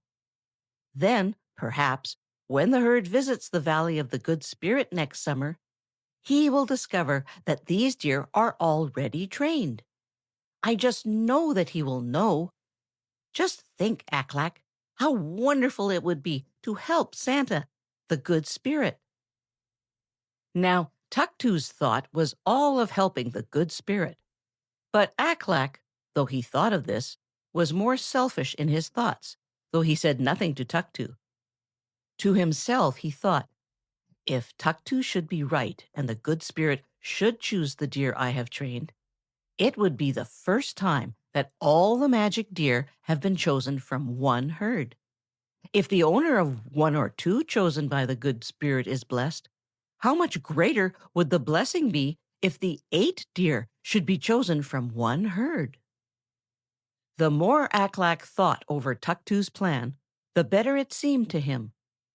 So, a few days later, when they were out together, he promised to try it. "But we must keep the secret," said he. "No one must know what we are doing, for the herders would laugh at us and make fun of us. They will see me training the deer, but they will not suspect that they are being trained for a special purpose.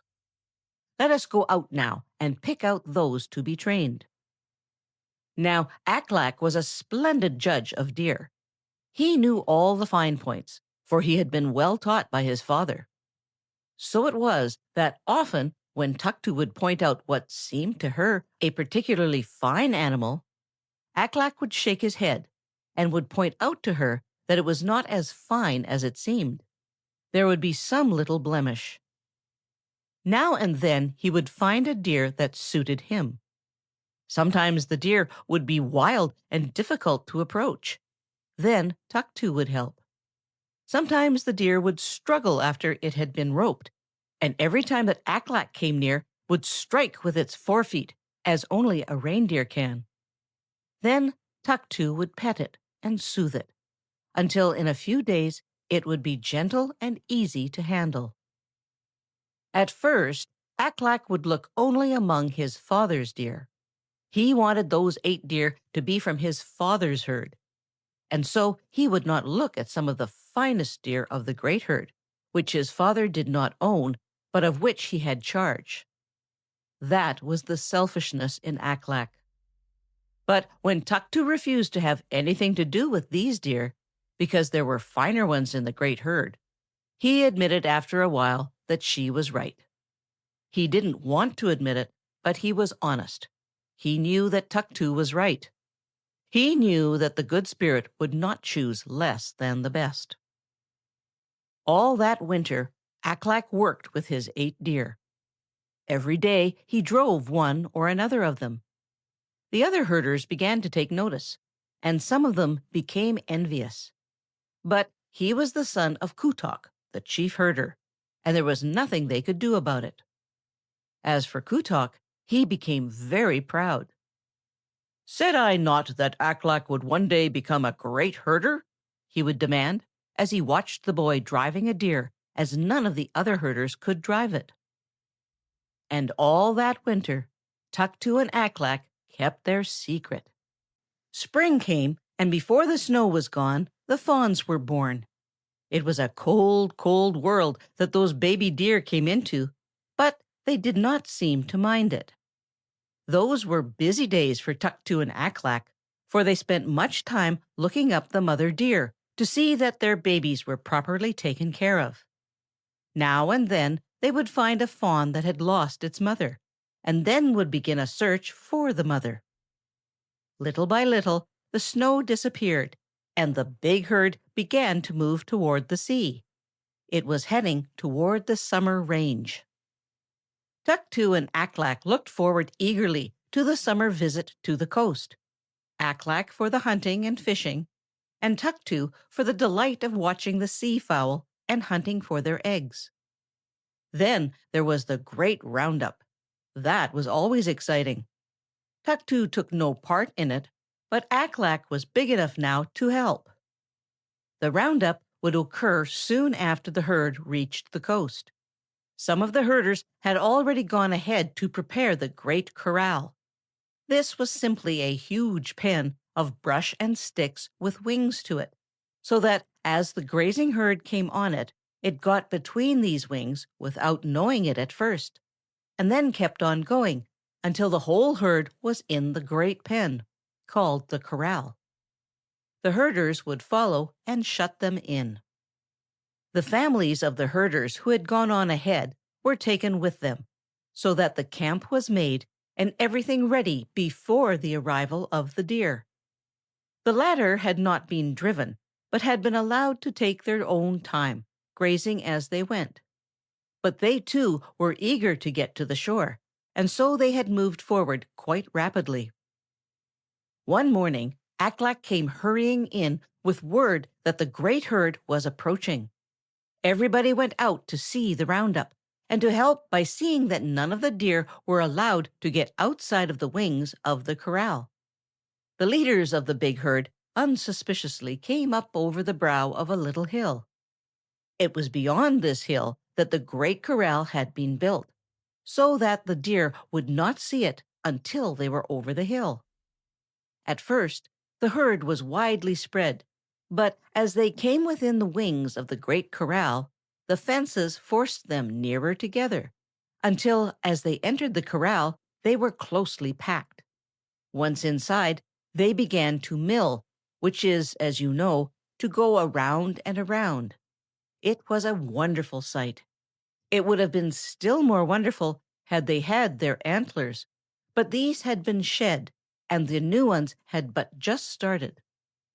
On the farther side of the corral was a gateway opening into a very narrow passage, which grew narrower and narrower until it was just wide enough for one deer to pass through.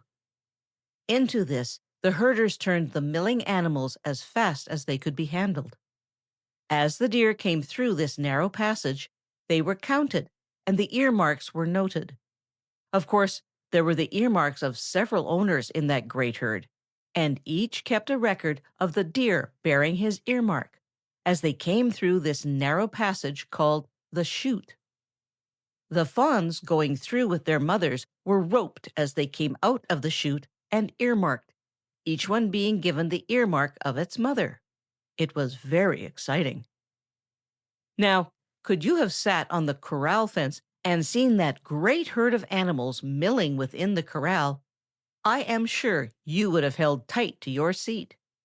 You would have been quite sure that no one could go down inside without being trampled to death. But the deer people are a gentle people. More than once, Tuktu or Aklak, wishing to be on the other side of the corral, walked right through the herd, the deer making way for them as they walked.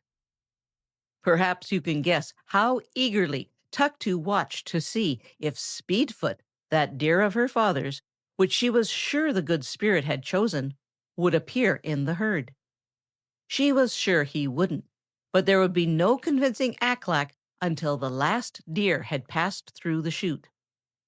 Aklak was so busy helping in the marking of the unmarked deer that he could not watch all the deer that passed through, but you may be sure he kept as good a watch as he could. At last, the roundup was over. All the fawns had been earmarked. Each owner had counted his deer and knew just how much his herd had increased. As soon as there was a chance, Tuktu whispered in Aklak's ear, "I told you that Speedfoot was not in the herd. Wait now until the herd moves up to the Valley of the Good Spirit, and you will find him there." Of course, Kutok had been watching for that particular deer.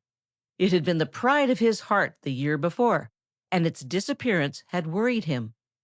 He had thought that somehow it might have been overlooked on the winter grazing grounds, but when the roundup was over, he knew that the animal was not in the herd.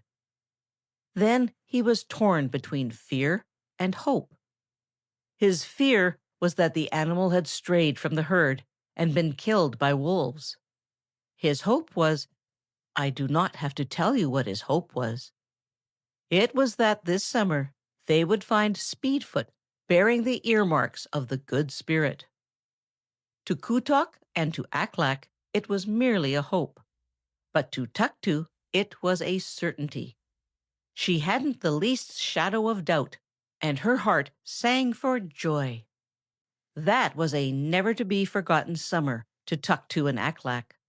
A ship came in the harbor near which they were camped, and they had a chance to see how the white men lived on the ship, and all the wonders that the ship contained. One of the white men spent much time at their camp, asking, through one of the herders, who could speak his language, all sorts of questions, questions that made Tuktu and Aklak think that he knew very little. But then when they in their turn began asking questions, he told them such wonderful things that they began to think that they knew very little. One day, as he sat watching Tuktu and her mother, Navaluk, making a coat, with a hood attached, trimmed with a fringe of wolverine fur around the edge, he told them stories. And the story that he told of Christmas was the story that Tuktu liked best of all. She told it to Aklak. "What do you think, Aklak?" she said. "The children outside of our beautiful Northland have no reindeer. Most of them have never seen a reindeer. What drags their sleds, then? Dogs? Demanded the practical Aklak. No, replied Tuktu. They have other animals called horses, but they cannot be beautiful like our deer, for they have no antlers. But all those children have heard of our reindeer, Aklak, and there is a certain time in the winter called Christmas, when in the night after everyone is asleep, there comes the children's saint and visits each home. And Aklak, he comes with reindeer. Aklak looked up quickly. The good spirit? He cried. Tuktu's eyes were shining as she nodded. It must be, she said, for who else would have reindeer? And listen, Aklak. He is short and round and shakes when he laughs. And he has a white beard and a fur-trimmed coat and a fur-trimmed hat. And his reindeer take him right up on the roofs of the houses. And then he takes a pack on his back and goes right down the chimney. And he leaves gifts for little children while they are asleep. And if any little girl or little boy lies awake and peeps and tries to see him, he doesn't leave any presents for that little girl or that little boy, and they never do see him. When he has made his visit, he goes right up the chimney again and jumps in his sleigh and calls to his reindeer, and away he goes to the next stopping place. And he makes all those visits in one night. No wonder he wants reindeer. No wonder he wants the very best reindeer. But if no one ever sees him, how do they know what he looks like? Demanded practical Aklak. Oh, replied Tuktu, it is only on the night before Christmas that he never is seen. I mean, he is never seen coming down the chimney and putting the gifts for the children where they will find them. But he is seen often going about before Christmas, for he has to find out who have been good, that they may receive presents. And the children give him letters and tell him what they want, and if they have been good, he tries to give them what they want. So he leaves the Northland early, sometime before Christmas, and goes out into the great world. Then he returns for the gifts, and the night before Christmas makes that wonderful flying trip with the deer. He loves reindeer. Of course he loves the reindeer, Aklak interrupted. How could he help loving the reindeer? Aren't they the most important animals in all the great world? That is what I said, but the man said that horses are more important down there. I asked him if they ate the meat of the horses, and he said no. And I asked him if they made clothing from the skins of the horses, and he said no. He said they were important because they worked for men. Aklak shrugged his shoulders. The reindeer work for men also. They carry us where we want to go. We do not have to carry food for them, for they find it for themselves. They furnish us with food and clothing and our tents. I would not for the world live down there where there are no reindeer. Did the man tell you anything else? Tuktu's eyes were like stars. Yes, said she. He said that all over that land at Christmas time, they have beautiful green trees covered with lights at night and many shining things. And sometimes these trees are hung with presents for the boys and girls. And sometimes the good saint appears at one of these trees and with his own hands gives the gifts to the children. But the very day after Christmas, he disappears, and he is seen no more until the Christmas season comes again. And no one knows where he is. All the children wonder and wonder where he is all through the year, but they have never been able to find out. Did you tell the man that we know? Aklak asked. Tuktu shook her head. He wouldn't believe, said she. But we do know, Aklak, for that children's saint is the good spirit who lives in the valley of the good spirit. Oh, Aklak, wouldn't it be too wonderful if he would choose our deer for that marvelous Christmas journey? Tuktu and Aklak loved the summer by the shore. Yet both were impatient for the coming of the time when the herds would move up to the Valley of the Good Spirit. The 8 deer Aklak had so carefully trained had been grazing with the herd all summer. The 2 children had kept their secret well, but oh, how eager they were to see if the Good Spirit would choose any of their deer. At last the big herd moved, and as before, Kutok took the 2 children with him to watch that the deer should not leave the valley without the knowledge of the herders. When they got there, they found grazing near the camp Speedfoot, the missing deer, which Tuktu had seen chosen in the Valley of the Good Spirit. Looking at the ears, they found Kutok's mark, but also a new mark, the mark of the Good Spirit, for it was unlike any other mark in all that region. This splendid deer and 7 others were grazing near the hut, and Kutok and Aklak promptly fastened them, that they might not go back with the herd.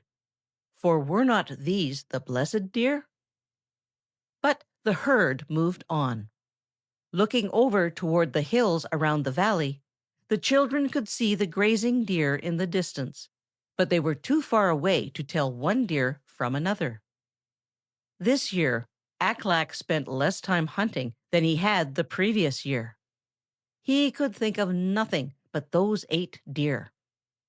If the Good Spirit chooses all of them, how wonderful it would be! I do hope he will, said he. Tuktu hoped so too, but she didn't say so. She merely reminded Aklak that only one of his father's deer had been chosen the year before. As the days slipped by, Aklak was less and less certain that his deer would be chosen. Finally, he confessed to Tuktu that if the Good Spirit would just take one, he would be satisfied. He will, I know he will, replied Tuktu. One morning, when their father was off hunting, Aklak proposed that they take the 2 pack deer and go over to the edge of the Valley of the Good Spirit, where they could look down into it. Tuktu shook her head, and there was a startled look in her big eyes. "Oh, no, Aklak," she cried. "We mustn't do that." "Why not?" demanded Aklak. "You went down into the valley last year. Why should you be afraid to do it again?" "But I didn't go of my own will," cried Tuktu. "I was taken there without knowing I was going, and that is very different. I think the Good Spirit knew and meant for me to come." "Well, anyway," said Aklak, "let's go up on the hills where we can look down on the curtain of beautiful mist. That will do no harm. Besides, I want to see if those deer I trained are all right." But Tuktu would not be moved. "Do you remember the story the white man told that I told you?" she demanded. Aklak nodded. "What of it?" said he. "Do you not remember that the children who peek not only never see the good saint when he visits them at Christmas, but get no gifts?" Aklak hung his head. "Yes," he admitted, "I remember. But this is different." "No," said Tuktu, "this is not different. Have we not always been told that the deer people only may visit the Valley of the Good Spirit? If we should anger the Good Spirit, our deer would not be chosen." "Perhaps there won't be anyway," declared Aklak. "Perhaps they won't," agreed Tuktu. "But I know the Good Spirit will know that we trained them for him. And even if he does not choose them for his Christmas journey, I think he will be pleased. Aklak, we mustn't do anything so dreadful as even to seem to be spying on the Good Spirit. If he wants us to visit him, I am sure he will let us know in some way." Aklak looked over toward the specks dotting the distant hillside, the deer feeding above Kringle Valley. He sighed. "Of course you are right, Tuktu," said he. "But Oh dear, I should so like to look down in that valley." His face brightened suddenly. "Perhaps we will have a fog," he exclaimed. "If we have a fog, we will just get on the two pack deer, and perhaps they'll take us in there. I'll ride Whitefoot, because he has been there before." "We won't do anything of the kind," replied Tuktu decidedly. "That would be just as bad as going right up in there ourselves. Aklak, I feel it in my bones that the good spirit is going to choose some of our deer. So let's forget all about wanting to see into that valley." Summer this year was shorter than usual. As if they knew that the winter would come early and be long and hard, the deer left the Valley of the Good Spirit earlier than ever before and began the slow journey back toward the winter grazing grounds. At the first movement of the herds, Aklak and Tuktu had been sent back to the main camp to help break camp and move to their winter home. So it was not until the deer were back on the home pastures that they had an opportunity to look for the deer Aklak had so carefully trained. An unusually bold family of wolves had attacked the herd on the way. There were no more cunning people in all the great world than the wolves. For days they had followed the deer without once being discovered by either the deer or the herders. Perhaps the latter had grown careless. Perhaps they had allowed the deer to scatter too widely. Anyway, the attack came when there were no herders near enough to interfere. A very clever old mother was the leader of those wolves. She knew deer as not even the herders knew them. She knew just how to cut out a small band of animals from the main herd and drive them into the hills to be killed at leisure. She knew how to do it without stampeding the rest of the herd, and she and her well-grown children did it. It wasn't until one of the herders found their tracks in newly fallen snow that the presence of the wolves was suspected. Then it didn't take long to discover what had happened. Two of the herders, who were also noted hunters, set out on the trail of the wolves to make sure that the band was not still hanging around. They also hoped that they might find some of the missing deer. But those deer had been run hard and fast, and all the hunters found were the cleanly picked bones of several. The others had been so scattered that it was useless to try to round them up. There was no way of knowing whose deer the wolves had killed until the winter roundup. Then, when the count was made, it would be discovered whose deer were missing. But it was a long time to wait for that winter roundup, so Tuktu and Aklak spent much time going about in the herd looking for those trained deer. And they were not the only ones who were looking. Kutok, their father, had been very proud of those deer, and as soon as the herd was back on the home pastures, he asked Aklak where they were. Of course, Aklak had to tell him that he hadn't seen them. Now, trained sled deer are valuable animals, and Kutok at once called the other herders to him and told them to watch out for these particular deer. He remembered the attack of the wolves, and he feared greatly that the 8 sled deer might have been the victims.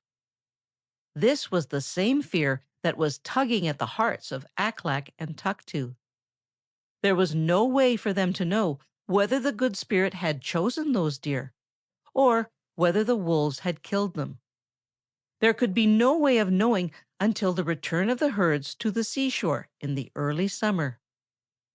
Meanwhile, Aklak was busy training more deer, and one of those was Little Spot. He was still young for sled work, but he was such a splendid young deer, so big and so strong and so willing, that everybody who saw him said that in time he would make the finest sled deer in all the Northland. Of course, Tuktu and Aklak said nothing to their father of their hope that the good spirit had chosen those deer. They suspected that should they tell, they would be laughed at. Also, they were afraid their father would not like it that they should have dared to think that they could train deer for the good spirit. So, when the roundup came and none of the deer were found, but it was discovered that several others of Kutok's deer were also missing, they pretended to think, as did all the other folk, that Kutok had been unfortunate and that the wolves had gotten his deer. This was what everyone believed, and it was repeated so often that Tuktu and Aklak found it difficult at times not to believe that it was true. Had it not been for those wolves, we should know, Tuktu kept saying over and over. I hate those wolves. I do so. Aklak also hated the wolves. He hated them for the same reason that Tuktu did, and he hated them because he knew that if those deer were not safe in the Valley of the Good Spirit, they most certainly had been eaten by this time, and all his hard work had gone for nothing. So it was that the wolves brought worry to the home of Kutok. It had been known to the village since the forming of new ice that the ship which they had visited in summer had not left for the faraway country from which it had come, but was now frozen in the ice and would spend the winter in the far Northland. So there was no surprise when one day there arrived 2 white men and an Eskimo guide, who had journeyed overland by dog sledge. One of these men was the one who had told Tuktu the story of Christmas. As Kutok's house was the largest and the best house in the village, the visitors were entertained there. They remained 2 or 3 days, and when they left to return to their ship, all the village turned out to see them go. They had brought things to trade, and in return for deer meat and warm clothing of deerskin, had left things which were of equal value to the Eskimos. And they had left the feeling of goodwill, for in all their trading they had taken the greatest care to be fair. When they left, they had taken with them a promise that those of the men who could be spared from their duties in watching the deer, together with some of the women and children from the village, would visit the ship at a certain time, which the white men call Christmas. There would be much feasting and merrymaking and strange things to see on the ship. The white man who had made friends with Tuktu had made Kutok promise that Tuktu should come. And this her father had been the more willing to grant, because he had been given a knife he had long wanted. So it was arranged that unless the weather should be too bad so there could be no traveling, Kutok, Navalak, and the 2 children, and perhaps some others of the village, should pay a Christmas visit to the ship. Tuktu and Aklak could think of and talk about little else. Aklak saw to it that the sled deer were in the best possible condition. It would take them at least 2 days and 1 sleep. That sleep would be at the herder's hut near Kringle Valley. At least, that is the way that Kutok planned to go. There was a longer way, around by way of another village, and this would be the way that others from the village would go. Kutok and Aklak went to work on the sleds. They must be in the best condition for such a long journey. They would take 6, 1 for each of them, and 2 extra to carry provisions and things for trade. It would not be necessary to have extra drivers, for often one driver handles at least 3 sleds. He rides on the first one. The deer drawing the second one is attached to the rear of his sled, and to the rear of that sled is attached the third deer. So it would be a simple matter to look out for the extra sleds on this journey. Kutok was to drive Speedfoot, Tuktu would drive Big Spot, Aklak would drive Little Spot, and Navalak would drive Whitefoot. While her father and brother were busy going over the sleds and seeing to it that they were in perfect order, Tuktu and her mother were equally busy.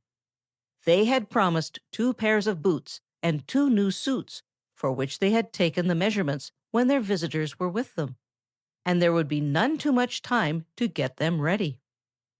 As she worked, Tuktu kept thinking of all she had heard from the white man about Christmas. This would be her first Christmas, and she wondered if she would see the wonderful Santa Claus. Then she remembered that he would be on his journey around the great world.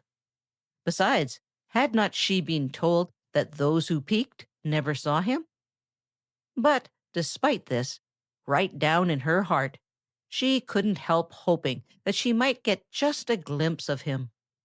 She did want to see if this Santa of the white men was in very truth the good spirit whom she had seen in Kringle Valley. The cold grew stronger. The northern lights flashed, and the stars seemed so close that one could almost pick them from the sky.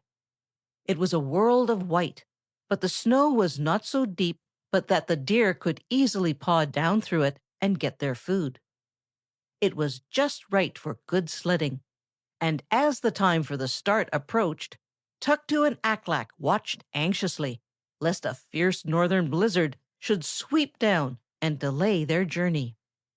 But the blizzard did not come, and at last they were ready to start. Each wore 2 suits. The inner one was worn with the fur turned in, and the outer one with the fur out. The inner hood was trimmed with wolverine fur, because frost does not cling to this fur. With any other fur, the moisture from the breath would freeze, and soon make a ring of ice around the face. The outer hood was trimmed with wolf skin, the long hair of which would protect the face from the bitter wind. With their bearskin trousers and their double boots, they had nothing to fear from the cold. So, with Kutok leading, with a deer and one of the luggage sleds following, Aklak next with the second extra deer and sled behind him, Navaluk next, and Tuktu at the end, the little procession started for their Christmas outing. It was late when Kutok and his family reached the camp near the Valley of the Good Spirit. It had been a wonderful journey.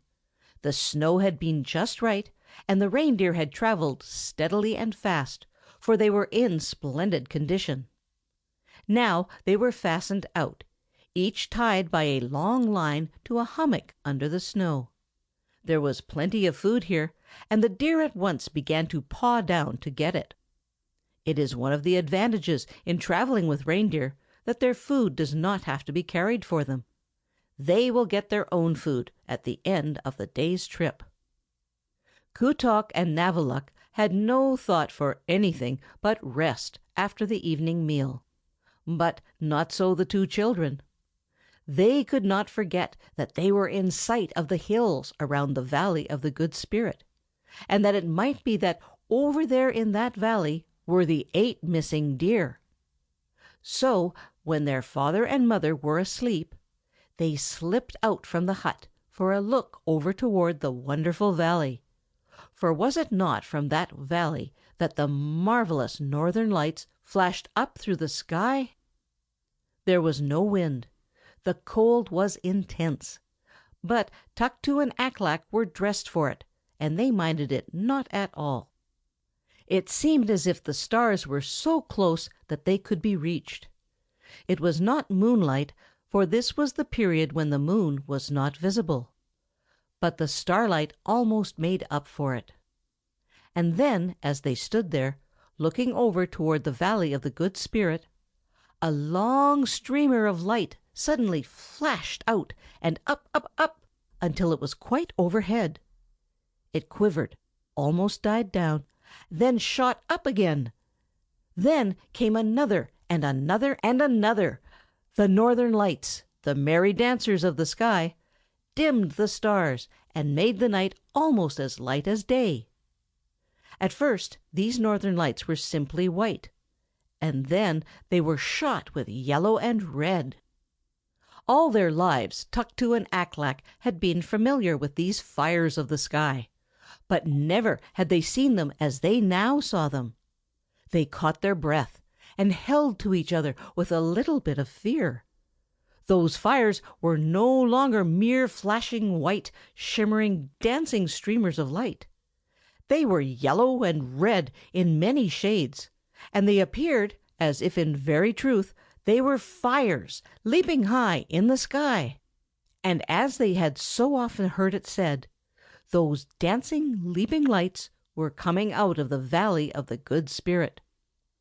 Certainly they were flashing from directly behind the hills that shut away the valley, so of course they must be coming from the valley. The lights died down. For a few moments there was no light save from the stars. Then, from directly over the valley of the Good Spirit, a long streamer of white, flickering light crept up, and as it crept, it broadened until it was like a broad path across the sky toward the south. There was the tinkle of silver bells. Tuktu touched Aklak. "See, Aklak, see the deer," she whispered. But Aklak had already seen them. On that broad, shining path a pair of reindeer had appeared. He knew them instantly. They were two of the deer he had trained, and which had disappeared. Out of the shimmering light behind them moved two more, and these he recognized. There could be no doubt. He would have known them among 10,000 deer. They were harnessed 2 and 2, and as they moved forward, another pair appeared, and then another. Clinging together, breathless, round-eyed, Aklak and Tuktu stared. 8 deer they counted, 8 deer harnessed 2 and 2. Would there be more? The curtain of light low over the hilltop seemed to burst in a glory of color such as made what they had seen before seem as nothing. And out of the midst of that glory, drawn by the 8 deer, came a sled. On it, Tuktu recognized instantly Santa Claus, the Good Spirit, whom she had seen in the valley. He was short and jolly and round and fat, with a fur-trimmed coat and a fur-trimmed hat. He laughed, ha ha, and he laughed, ho ho. "Hello, little folk," he cried, "hello! The boys and girls of the world this year will see for themselves my splendid deer. Will see and love them, and surely know that the reindeer come though there be no snow.